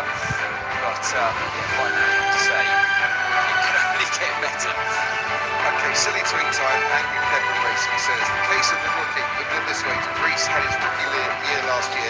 That only included one race. Simon Piastri had a rookie year this year, but it just happens to be including a full season of races. So yep, De Vries is no longer a rookie. Triple green for Angry Clever Racing 2 says last year, didn't Joe Guan Yu win Rookie of the Year because he was the only eligible candidate? Absolutely. He was the outstanding candidate for Rookie of the Year, although Nick De Vries did come in, of course, to take part in that Rookie of the Year with just the one race. Factually, you can't argue with it. Logically, I do argue with it. Listen, we've got 2 hours to talk. We can argue as long as you want on this one. I'm going to refer to him. This is his first full season in Formula One. Correct. And it was Andrew Shovlin who said that Mercedes could regret releasing Nick De Vries to join Alpha Tauri. Thank you to Evo and to Thea who reminded me about that. Meanwhile, at Red Bull, Ted Kravitz. Does that mean that Nick De Vries, I'm glad that we all agree now that Nick De Vries is not a rookie. Does it mean, talking about what Andrew Shovlin is thinking, might they regret releasing Nick De Vries into the world of Red Bull? I mean, if he starts, if he scores podiums and loads of points, who's to say that now Nick De Vries is a Red Bull driver, he wouldn't be in competition for a seat alongside his Dutch countryman Max Verstappen at the senior team? That's possible, isn't it, now he's in the system? Yeah. Yeah, but yeah, good point. Well, anyway, so you definitely say that, Ted. Yeah, okay. Just lost Ted for a minute. Has just. He's back again. Sorry, I was just saying, that's no disrespect to Checo Perez, who's just taken a break or finished his race simulation. So he's run a few sets of compounds. He's just taken the C2, that's the white tyre with the white stripe and the white writing. That's the C2, just to double check myself, or is that the C1? C1, Ted. C1, okay. C1, so he's run the C1, he's run the C1, the C2 and the C3 in this race simulation that he's done before his lunch break. The Red Bull strategist Anna Schmitz is on the pit wall overseeing Checo Perez's Bahrain Grand Prix, held in completely unrepresentative conditions in the middle of the hot sun. But still, that's what he's done, and now he's back in the garage.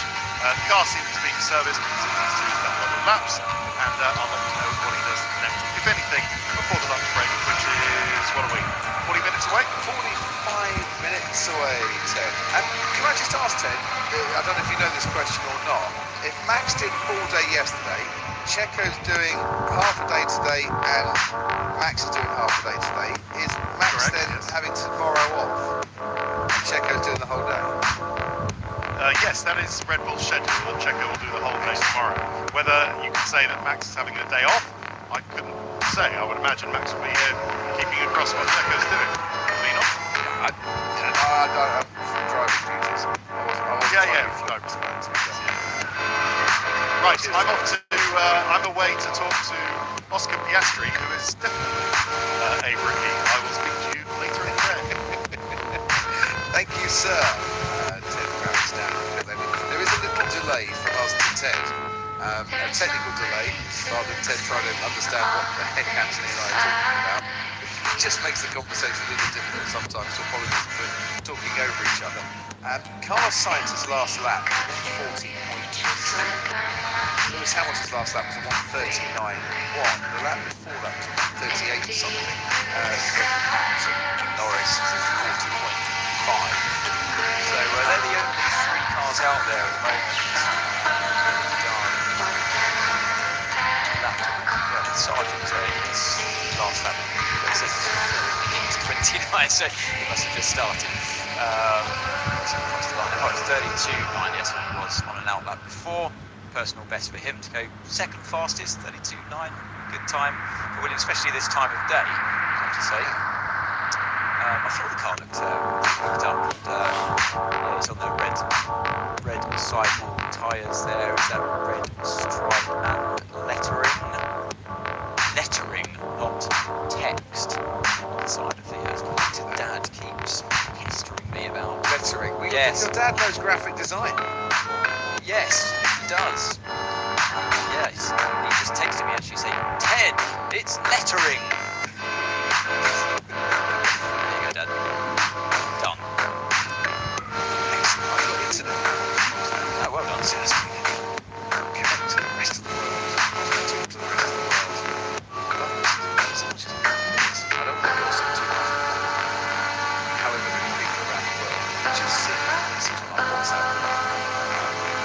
Alex Jason, Jolyon Palmer, which will come to do with photos, please. Alex Jason, Jolyon Palmer having a photo session. He's in a photo session today. Photo session.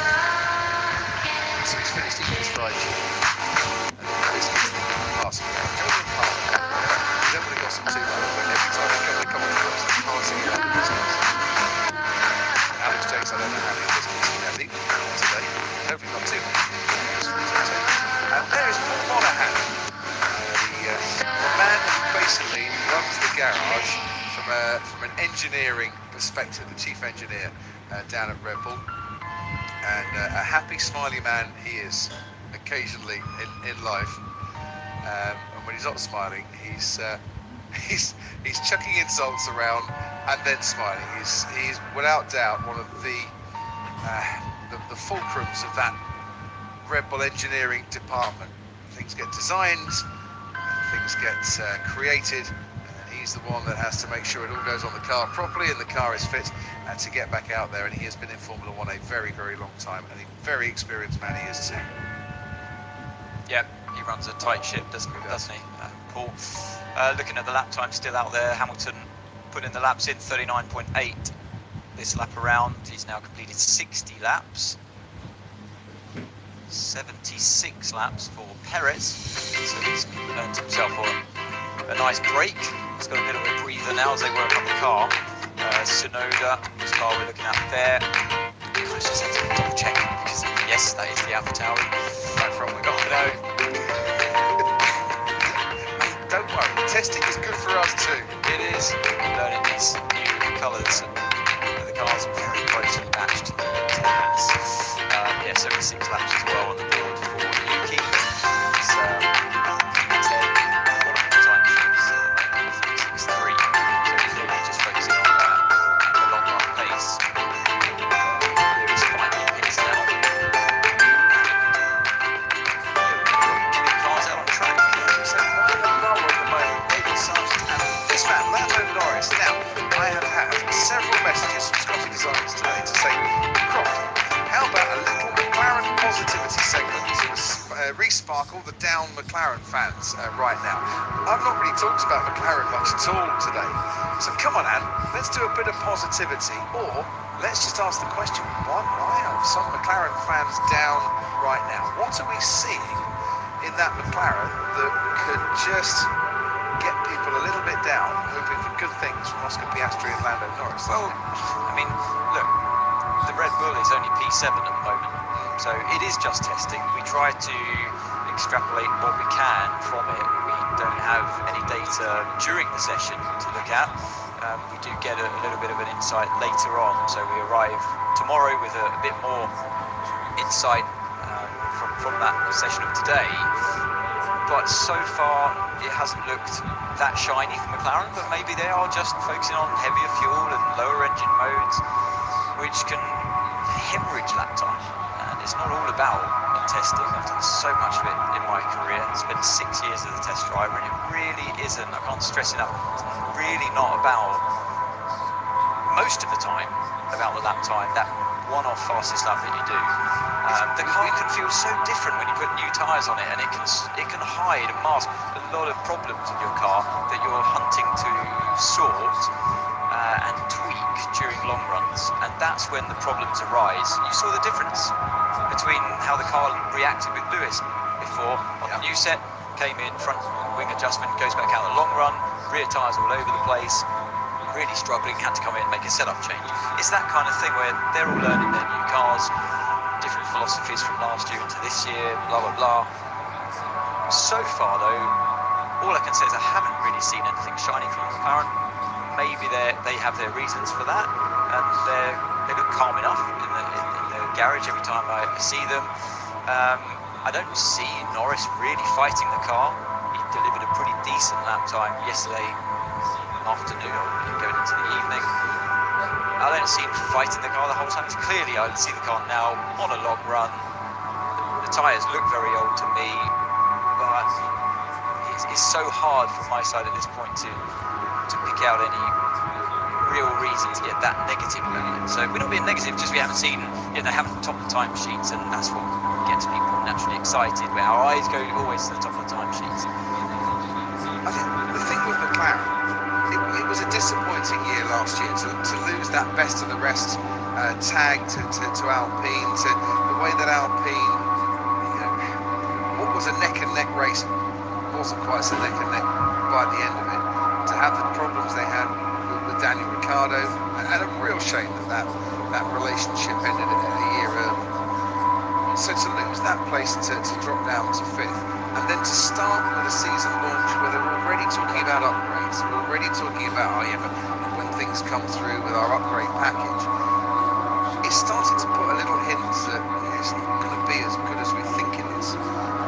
Straight out the box, they've managed down expectations, and when they do that, we reflect on that. That's not being negative. It's just trying to be realistic as to where McLaren might be at the start of this season. And with this race, I'm going to say, with this race being in Bahrain as well to start the season, puts some massive pressure on that team, given the level of funding and investment from the Bahraini Wealth Fund. Yeah, I mean, for McLaren, this race is really Ferrari's monster. Yeah. So we want to see positivity. It's things to get positive about. I'm sure that will come, but you're not going to get any headline times. I don't think they're going to put McLaren right to the top of the timing charts just yet. As you were saying, Anne, this is testing. Why should you be trying to pick out those headline runs? We got quite excited about Fernando's lap yesterday because it looked to us like a very genuine representation of Aston Martin's pace, not we've just put fumes in there and we're going to go out and see what we can do. Or like Sargent has done now. Yeah, we've seen the softest is on the C5, the softest tyre you have. Same as Alex Albon putting on the soft tyres. Yeah, exactly. So we're not going to see that tyre come race week here. It's a tyre that's out of the window for this track, but it's, of course, for that one lap, it's going to give you a nice lap time on the board, 32.9 as it sits now. But it's an unrealistic time. So there you can conclude some evidence is there to make an assumption of, right, they're not going to be P2. It's unlikely because they haven't matched others' tyres that, so like Sainz did his lap, not on the C5. So you're always trying to decipher who's done what lap time with what equipment available and what fuel load. So with the tyres it's easier because you obviously can see them.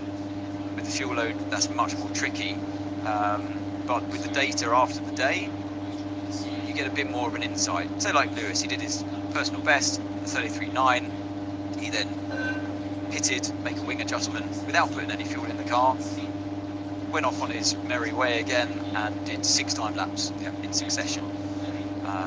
So look, you know there was definitely, you could definitely say at least 20 to 30 kilos in the car. Must have been more than that, but that's the evidence we have. Yeah, that's the bit we know. And then from there you can work out the lap time. If you take away 10 kilos, that's another 3.5 tenths. And that's the kind of calculations you can make based on the evidence you see. And back at base. Yeah, and we haven't seen the only lap time we've seen from Norris is, yes, he went faster than Lewis yesterday evening. And so you don't get down about it. It is just testing. And every time I see the car, it doesn't look like an absolute handful.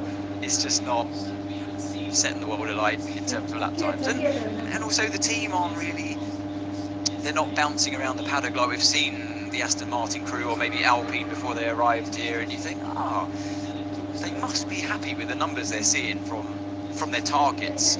They had the target of last year's car. I think the thing that complicates everything is that this floor change has taken away quite a lot. It did say, I spoke to one of the teams, I reckon it was around half a second of that from last year. So if your target was comprehensively beating last year's car in terms of lap times, then it dilutes it a little bit because it's not a fair fight. You're fighting a new set of regulations. So you can maybe get it might knock your confidence a bit in terms of your ambition of where you wanted your car to be. So what's happened, if you're just joining us for testing, we talked about a lot on day one of this. This is worth reminding people, and you just brought it up. For 2023, the floor edges are been raised by 15 millimetres. The diffuser throat height has been raised as well. The diffuser edge stiffness has been increased, and the teams are running now an extra sensor to effectively monitor the porpoising phenomenon that we saw last year. 15 mils doesn't sound like a lot. It is a lot, and you can still see clear daylight, can't you, through the corners, in between the car and the floor edges. And I do think the cars, they look generally less stiff than they did last year, because they were having to run them lower last year to get the grip. To run the car lower, you needed to run it stiffer to keep the aero platform in the right place, and I'm not seeing that so much this year. It looks already like the car's a bit more compliant, so they can run them softer, the car's higher up, and I prefer the look of how the car is handling for all of them out there. Looks like Sainz is on a push lap pit. Let's see the first sector pop up. Just at the exit of turn 4. No, he's not.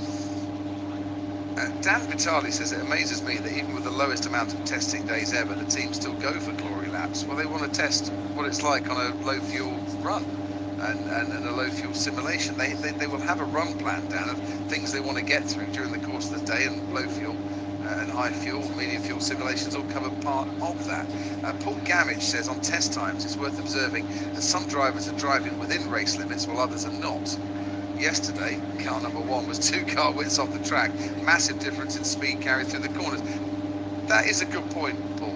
Especially coming out of turn 4, some have been wider than others. And this one coming up here, turn 13. Yeah.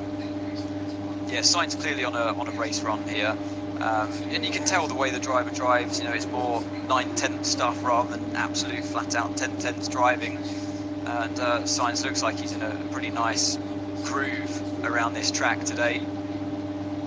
A nice early upshift helps to minimise the amount of slip you're putting through the rear tyres on exit.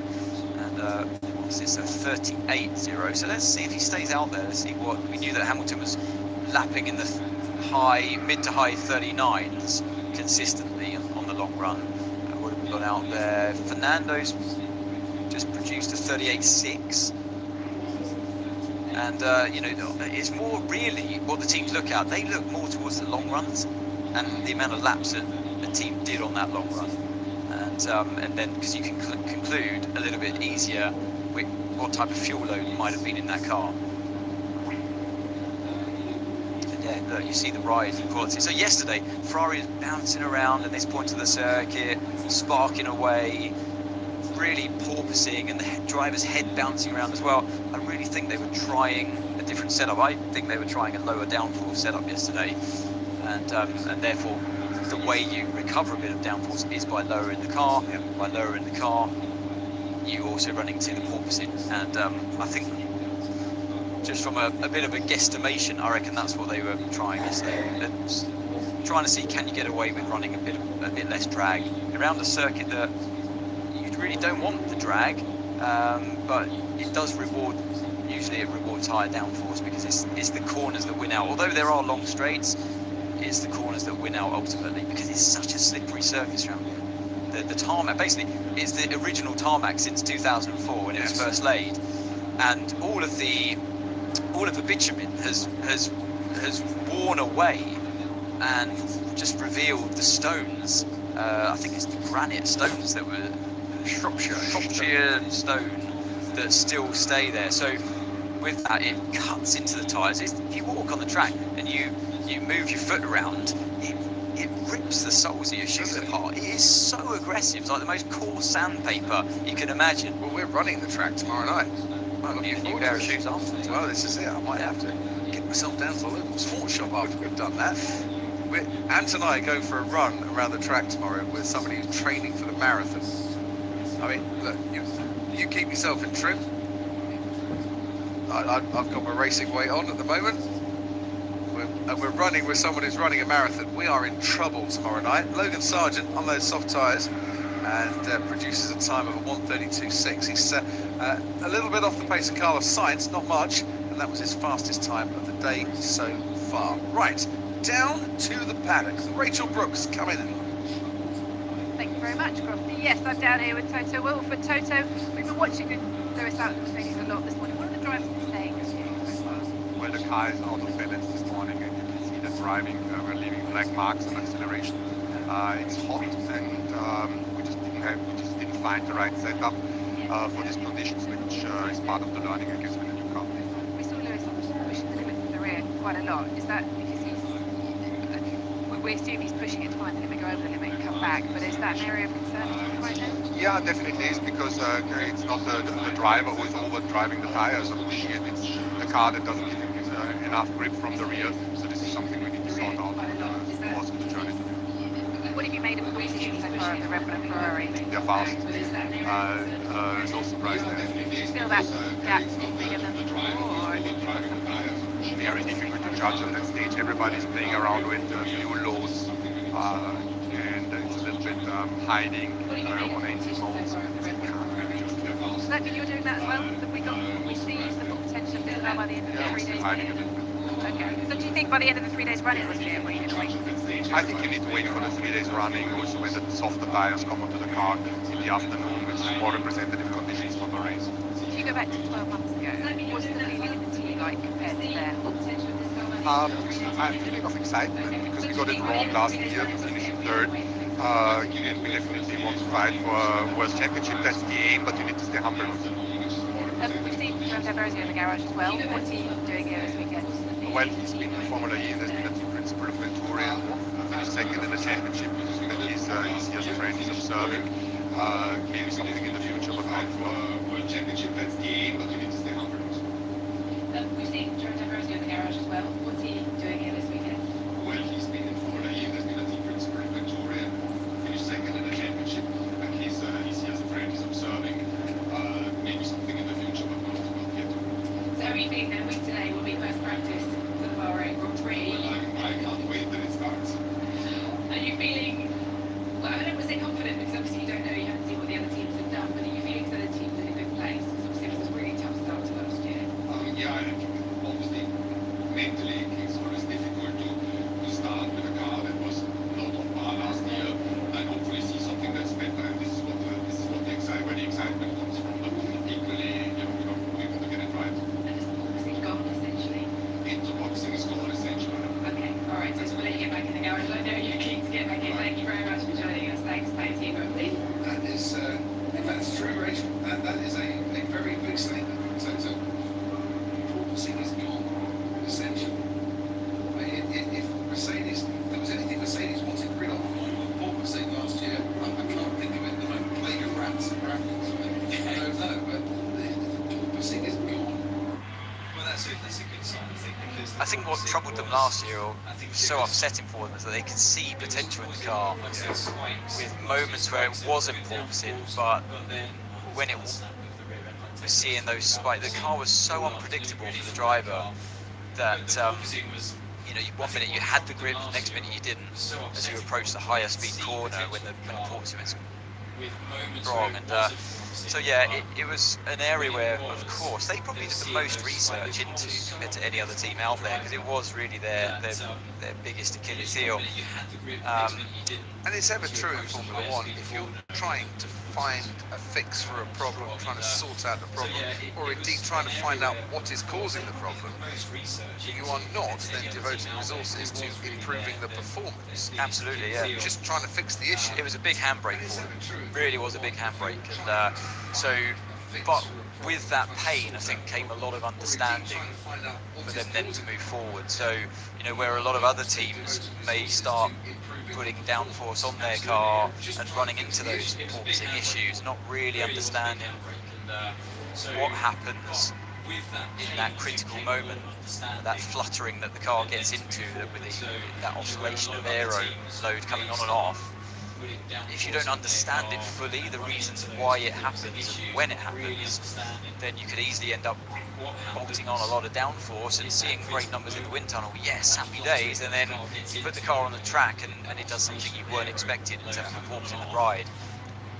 And maybe, just maybe, I see the Alpine, they're having to run it very stiff. It looks like a bit of a different car concept to me so far. That bump we just saw there going towards turn 1. I see the Alpine crashing over that bump time and time again. They're running it incredibly stiff, and maybe that's not a good thing for the porpoising. Every team can make it porpoise bounce around if they want, like we saw with the Ferrari yesterday, if you go sneaking the ride height down too low. But what you want is usable downforce. And I think that's where most of the teams are ironing out those problems, and that's why I think we see that. I think generally speaking, the cars definitely look a bit more compliant now, maybe bar the Alpine, but perhaps they're just trying like Ferrari were yesterday. Toto Wolff gave me 3 sentences to put into our list of things you hear in testing all the time. I had one more. You know, we were talking about this in the office this morning, and we are not attributing this to any particular car, driver, or team principal.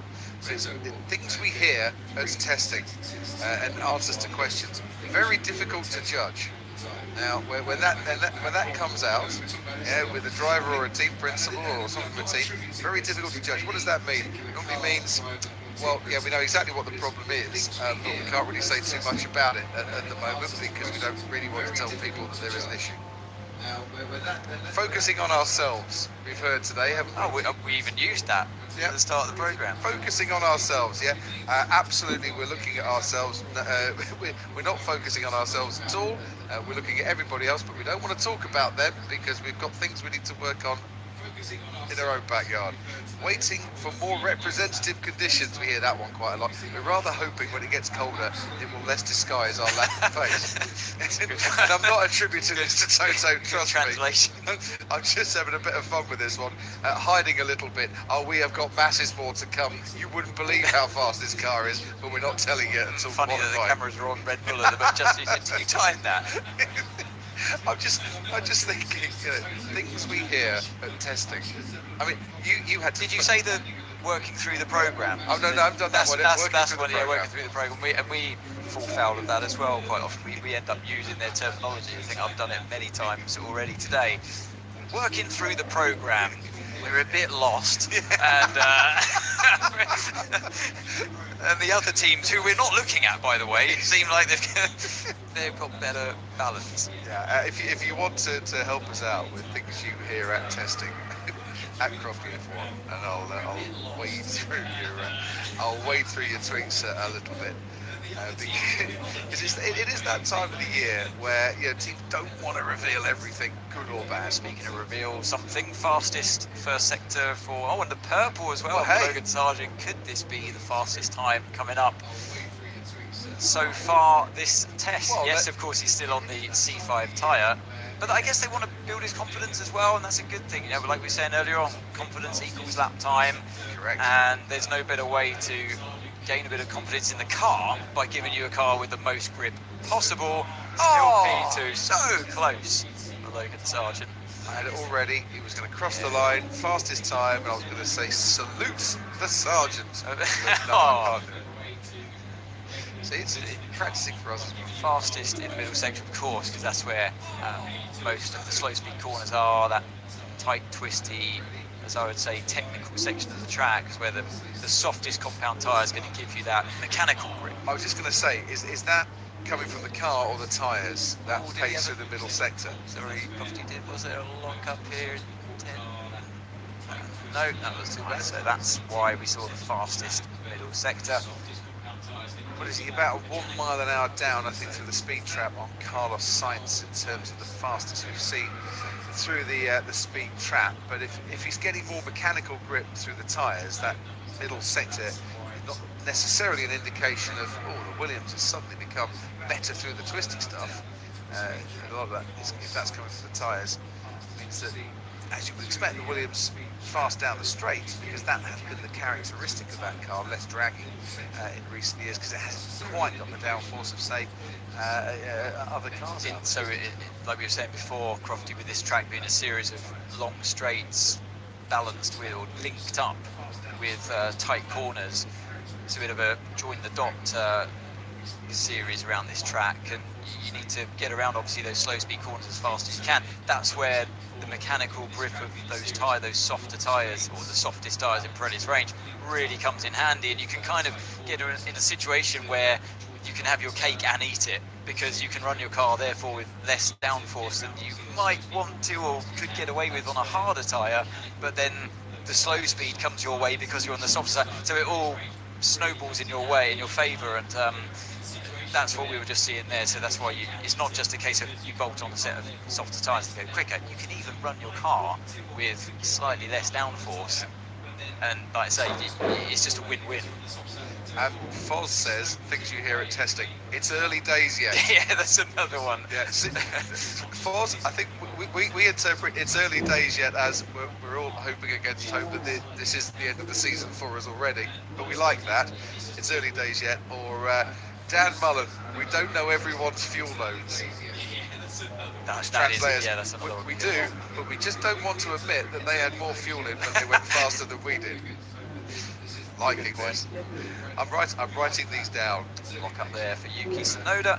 Just ventured onto the curb a little bit too much on the that entry curve on that left-hand side. See to our right-hand side, as we look back at him, the smoke was pouring off that front left tyre. But really, it's the rear of the car that we're seeing. That's where the damage is being done. Fernando Alonso works his way around turn 7, drops down the hill towards turn 8, patiently does it through turn 8 itself. You see the hand on the wheel. It's quite nice actually when the driver's wearing those white gloves. You can see it just a bit clearer where their hands are on the wheel, and if they're having any moments, any snaps that the car's giving them. Through turn 10, no DRS, so for me a clear sign that it's race run time for all of the teams out there, of our Logan Sargent, of course, a bit of a different programme. Through turn 12, lift. Yeah, you hear that? So a corner that's comfortably flat out. Oh, big bit of understeer there. Stripe on that. It's right tyre. Yeah. So it's as you go through. It's unloaded. The unloaded part, so that all of the weight transfer goes to the outside of the car, like it will do here in turn 14. So the inside of the car, the inside wheel, just lifts up ever so slightly. They sometimes describe it as even freewheeling. Yeah. We see a bit less of that these days, but it still becomes a bit unloaded. And as it does that, the pickup on the track, all those marbles that go down, the bits of rubber that get torn off as you go, you pick them up, and it rolls to the cooler part of the tyre on the inside as you go through the corner itself. So that's what we're seeing in turn 13 there. Virtual safety car test coming up, ladies and gentlemen. Fernando Alonso's last lap was a 140.3. It was a 140.7 for Esteban Ocon. It was a 141.3 for Kevin Magnussen. And it was a 140.7 for Carlos Sainz. Just to give it a little impression of who's lapping what times around at the moment. 137.3 for Lewis Hamilton, 139.3 for Yuki Tsunoda.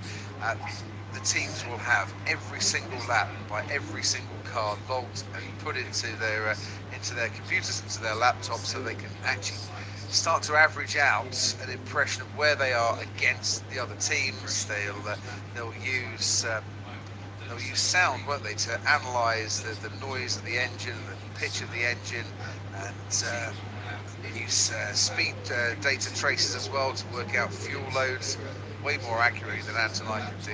We spend our time doing impressions of each other instead, which seems to have gone down very well, by the way. Your future as an impersonator. It was a long day yesterday. It was a very long day, but it was a spectacular effort. What's going on here? Look, see, it's not just us that mess around. It's hot down there, isn't it? It's hot. Virtual safety car test, which we do at the end of every single session. Look at this countdown. First race, 9 days, 3 hours, 58 minutes and 15 seconds, 14 seconds. Go on, carry on. I'd tune in for that. And does countdown. That'd be great. And talking clock.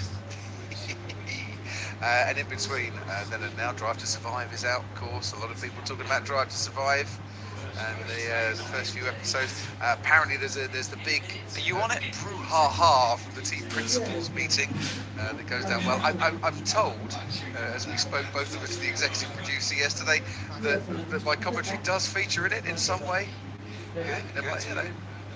If you'd like to go into a studio, do an impression of me for the next series. Save you yeah, I could save you a lot of work. Like, Voice double. yeah, Brilliant. You know that bit in Friends where Joey finds his like hand double, hand twin? You can be my voice twin now. Whole new career. Meanwhile, back in the paddock, Rachel Brooks. I knew you two would get up to no good as soon as I left there. I'm very pleased to say, though, right now I'm joined by Mick Schumacher. Mick, good to see you again. I saw you out on track earlier on. What have you been looking at? Other than cars, obviously. Yeah, I've looked at some fast cars. No, it was obviously great to see some cars out on track, see them behave differently, but also the engines. It's always great to hear the differences and not some fellow companions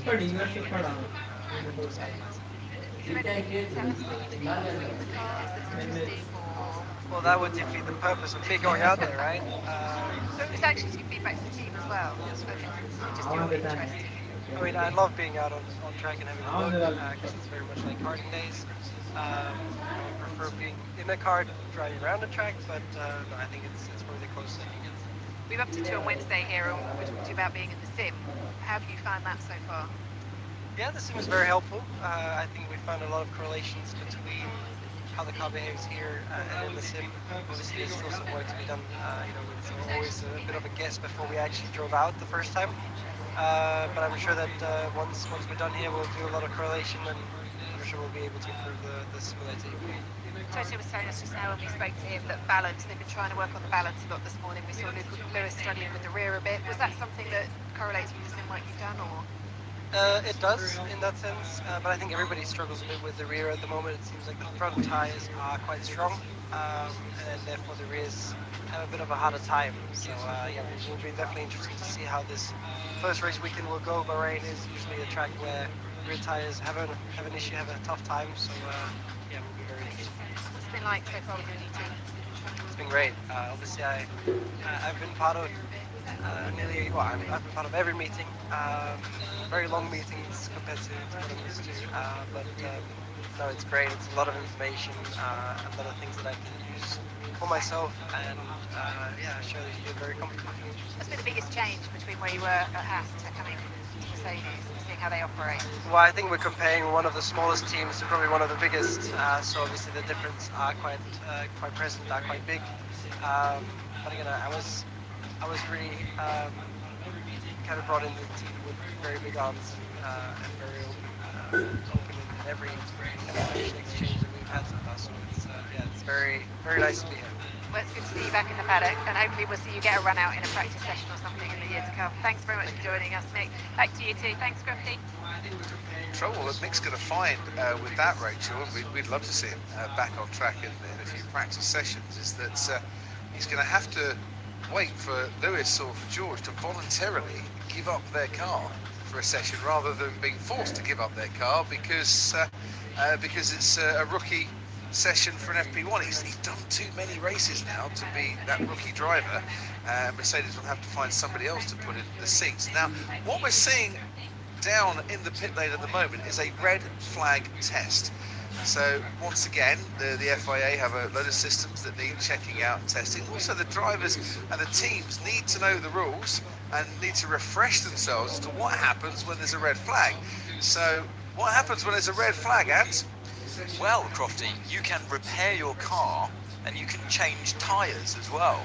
Excellent. Is it? Yes, because your car might be damaged. Because otherwise you might be sending a car. Well, look, all right. So if your car's damaged, your front wing's broken in half. Well, you've had a bad race, haven't you? So you can't reset. I see red flag should be a timeout. Just stop. You don't touch your car. Race goes green again. You get back out there. Damage or no damage. And you definitely shouldn't be allowed to change tyres. Well, but what if you've got a puncture? Well, tough. Live round, come back into the pits. So you're suggesting, right? Okay, so right. Well, you so all right? Kevin Magnus has got a puncture and he's broken his front wing, and I'm only saying that. I'm not having a go at you, Kevin, for breaking your front wing. I know it happens occasionally, but because he was the first car coming out. So Kevin comes back out onto the track and he's got to limp around, but he's got a broken front wing and there's bits of carbon fibre flying off and there's bits of rubber flying off because he's got a puncture that all could have been fixed in the pit lane. Well, but now you're putting other drivers in. He's just all right. He damaged his car on the way. He's the one that caused the incident. Sorry, Kevin. We really should stop picking it. Let's choose somebody else. No, you've compounded it now. I know, yeah. So Poor old Kevin. He's caused the incident. Someone else is out of the race, and he's limped back round to the pit. He's got brand new front wing. He heads the field. He's got new tyres on his car. For good measure. We're all going like we were in Brazil. Bravo, Kevin Magnussen. This is exactly what we want to see. We were sending cars back out onto the track for a standing start, and we're going to get some sort of corking racing to go on. That's what he we should want do as is fans. he lets the whole group overtake him when the race gets restarted. They all peel out the pit lane, and he's back in there. Oh, you're right. You change your you can change your damage. You change that one tyre that you got the puncture on, like for like. Yeah. What has happened here? What is taking place in this commentary box? You've done one impression of me, and now you're like, rules is rules, you've got to stick to this. If he's broken his front wing, he's got to change it, but not during a red flag. And I'm now the voice of positivity. This has changed Is it round. positivity? This Is it has good gone for the 180. show? All I'm thinking about is it good for the show? Is it fair? Yes. You like things being fair. Is that fair? It was fair because he would have been leading the race at the time when it happened, and he's gone back into the pits. He's right at the head, so it's fair At the that he moment, should still be ahead. red flag. It could happen with 3 laps to go before the end of the race. They'll come in, and someone's done a fantastic job nursing their tyres. Suddenly, everyone's on brand new tyres again. And we were waiting to see how the race was going to pan out. They've done a great race, and it's all the strategies coming into play, and then everything gets reset, and we don't see any overtaking because everyone's on new tyres, and it's like 3 laps of qualifying through to the end. That's what I don't like about the rule as it stands at the moment. Maybe I stand alone. No, I get you, but I see the cars, reason when I why grew it's up happening. karting, you weren't allowed to touch your car. Now, hang on a minute. We've got Kevin Magnussen on pole, and we've got Logan Sargent on the front row. We're going to get a standing start. So for everybody around the world that wants this, right? No, I know where you go. No, He's now I'm going not to ready take us for through. it. Come on, do it. You're going to do the start, Anthony Davidson.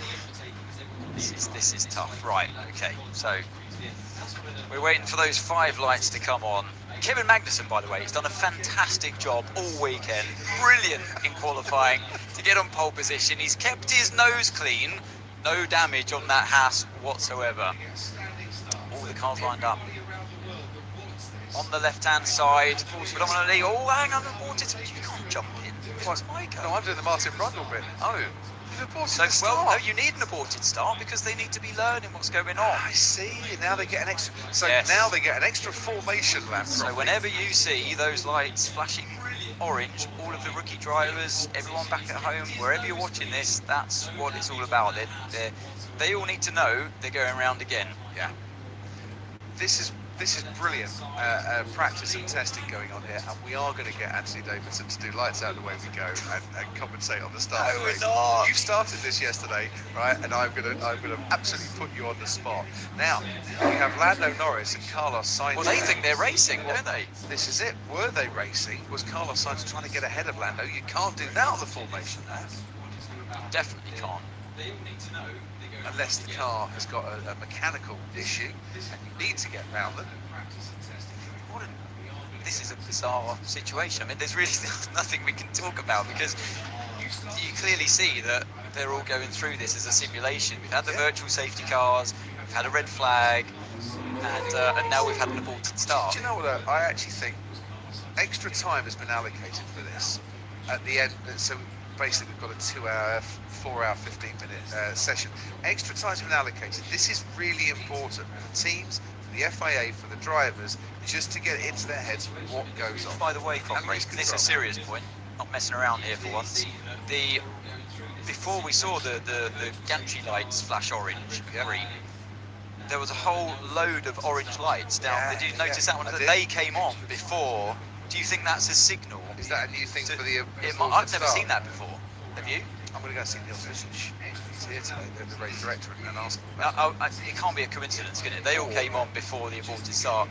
Or Tom from the FIA will send me a message. Tom on that from the FIA has been very helpful. He's a very helpful man. He's primed and ready to message me whenever. Is Tom from the FIA? Well, there we go. He's got press conferences to look at the moment, and is probably more involved with that. So once again, the drivers will slot into their grid positions. And on behalf of the 3 people who've asked for this, Anthony Davidson is going to do commentary at the start of the race. You're loving this, I'm aren't you? Do I absolutely have loving to do this? Yes, you do now. You started it yesterday. Guan Yu Zhou pulls over into his Not yet. box. No? Don't go too early. Never go too early. Always give yourself air. Oh, Yeah? okay. Otherwise, we'd have to get St John's ambulance to come in. See, look, they're all green now on the left-hand side. All those lights that were orange before. So this means we have 1 red light, 2 lights, 3, 4, 5, and it's lights out and away we go with a fantastic start. Oh, he stopped. Lewis Hamilton, what's happened here in Bahrain? It's chaos, ladies and gentlemen. Chaos. That any good? Oh, that was brilliant. What kind of start was that? Lights out the way we go, and only Kevin Magnussen went. I told you he's been on fire this weekend. Without doubt, the most blistering start. Looked like a slow motion replay to Lewis, he stopped. He thought, what are you doing? And they've red flagged the session again. Yeah, after that awful start, I would. All of you out the car. You're having a talking to. What was that? Thank you for that. There we go, look. Oh, that It's on board, look. to the replay. This is on board with science. And it's I'll tell you what, It why? was dangerous, wasn't it? Why didn't the McLaren go? Well, why didn't Lando go? To be fair, maybe Lando was actually too busy trying to sort his own start procedure out and actually wasn't looking at the Maybe lights. he was doing his own David Croft impersonation. Well, possibly. Lewis Lewis Hamilton thought, thought, yeah, I'm out of here. Seriously, it's like greyhounds, traps open and away some of them go. And others have just stopped, went to do their own procedure. Logan Sargent stopped, Kevin Magnussen did the right thing. The onboard I want to see though is from Norris's car, because did it just go into anti-stall or something? It's just Well, he didn't. Let's see if we can do that. I don't know if we've got the right camera to show what was going on with Lando, but you know, well done, Lewis for stopping, Carlos Sainz for stopping, because that should have been like a proper race start. Well, I mean, not in terms of they were all properly racing, but it should have been cars going away. Here we go. In neutral. He only put it into first gear when he's. Oh, you know what? Ready. Lando's treated it as a normal kind of end of session. session. Yeah. Start on the grid, burn some rubber. So he was actually like approaching it in the safest way, where you let the car in front go before you do your start. Otherwise, you can easily end up in a situation like we saw with cars almost running into cars. That would have been in a season where budgets are so carefully monitored. Yeah. With and fresh parts on the car that they come here with such limited supply of things like front wings. We could have seen a lot of damage there. We could. So I think what will happen now, there'll be a conversation between race control and the team managers to say, right, we're going to do this again, and I think it's scheduled again for the end of the day. This time, let your drivers know, be primed and ready to move. Don't have to accelerate at racing pace, but to move away off the line when the lights go out. So we'll do it properly second time around, which is when I'll do the commentary to do it properly as well. Oh, good. I'm never doing that again, just for the record. Only in our office. That's, yeah, which he will do for the rest of the season. They ruined my moment. Can't believe it. Sorry, mate. I was looking forward to that. You had one shot. Yeah, That's I it. guess. But at least you can't blame Kevin Magnussen this time. Like I say, he's been brilliant. All right, Kevin. Right, that is the end of the session. And a decent session for Ferrari with 70 laps from Carlos Sainz. And a good session too from Logan Sargent, 74 laps under his belt there, and on the soft tyres with the second fastest time. And Williams, as they did yesterday morning with Alex Albon, the only team to go and run the softs during that session. Fernando Alonso up there, third fastest overall, 64 laps for Fernando Alonso, more running than Aston Martin got in yesterday morning when they caused the one and only red flag we've had during a session so far that wasn't scheduled. 43 laps for Zhou Guan Yu, Kevin Magnussen 67 laps, Esteban Ocon 49, Sergio Perez in his first run of the Red Bull 76 laps, Lewis Hamilton 72 laps, Mercedes really struggling it seemed at times with rear tyre grip. Lando Norris 65 laps, and Yuki Tsunoda 85 laps. Yuki Tsunoda got a lot of work in very early on in the session. there was a time when 85 laps would have been a pretty decent testing day. These cars are so reliable now. Goes to show how much extra work, how much extra data they can pull from these sessions. It's modern day of Formula One. And speaking of pulling data from the car, look at this, the analysis goes on the front end of that Mercedes. They've sprayed the UV Flovius paint over that front wing, and the analysis goes on there.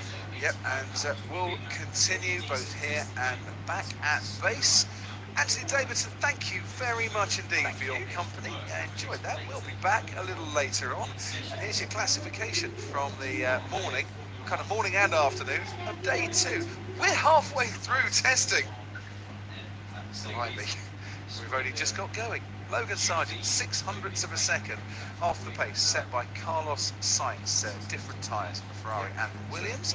Fernando Alonso about half a second back, 3rd fastest overall. Let's see how those times I should say, improve when we get around to this afternoon session and into the evening too. So fastest time from session 1, a 1:32.4 for Carlos Sainz. What was it, a 1:32.8 I think from Max Verstappen yesterday was the fastest time. Thank you, Anthony. We'll be back at 3:15 local time, so in just under an hour's time, and we'll repeat it all again for the final day tomorrow. From Anthony myself, have a great afternoon. We'll be back soon. This afternoon session and into the evening too. So fastest time from session 1, 32.4.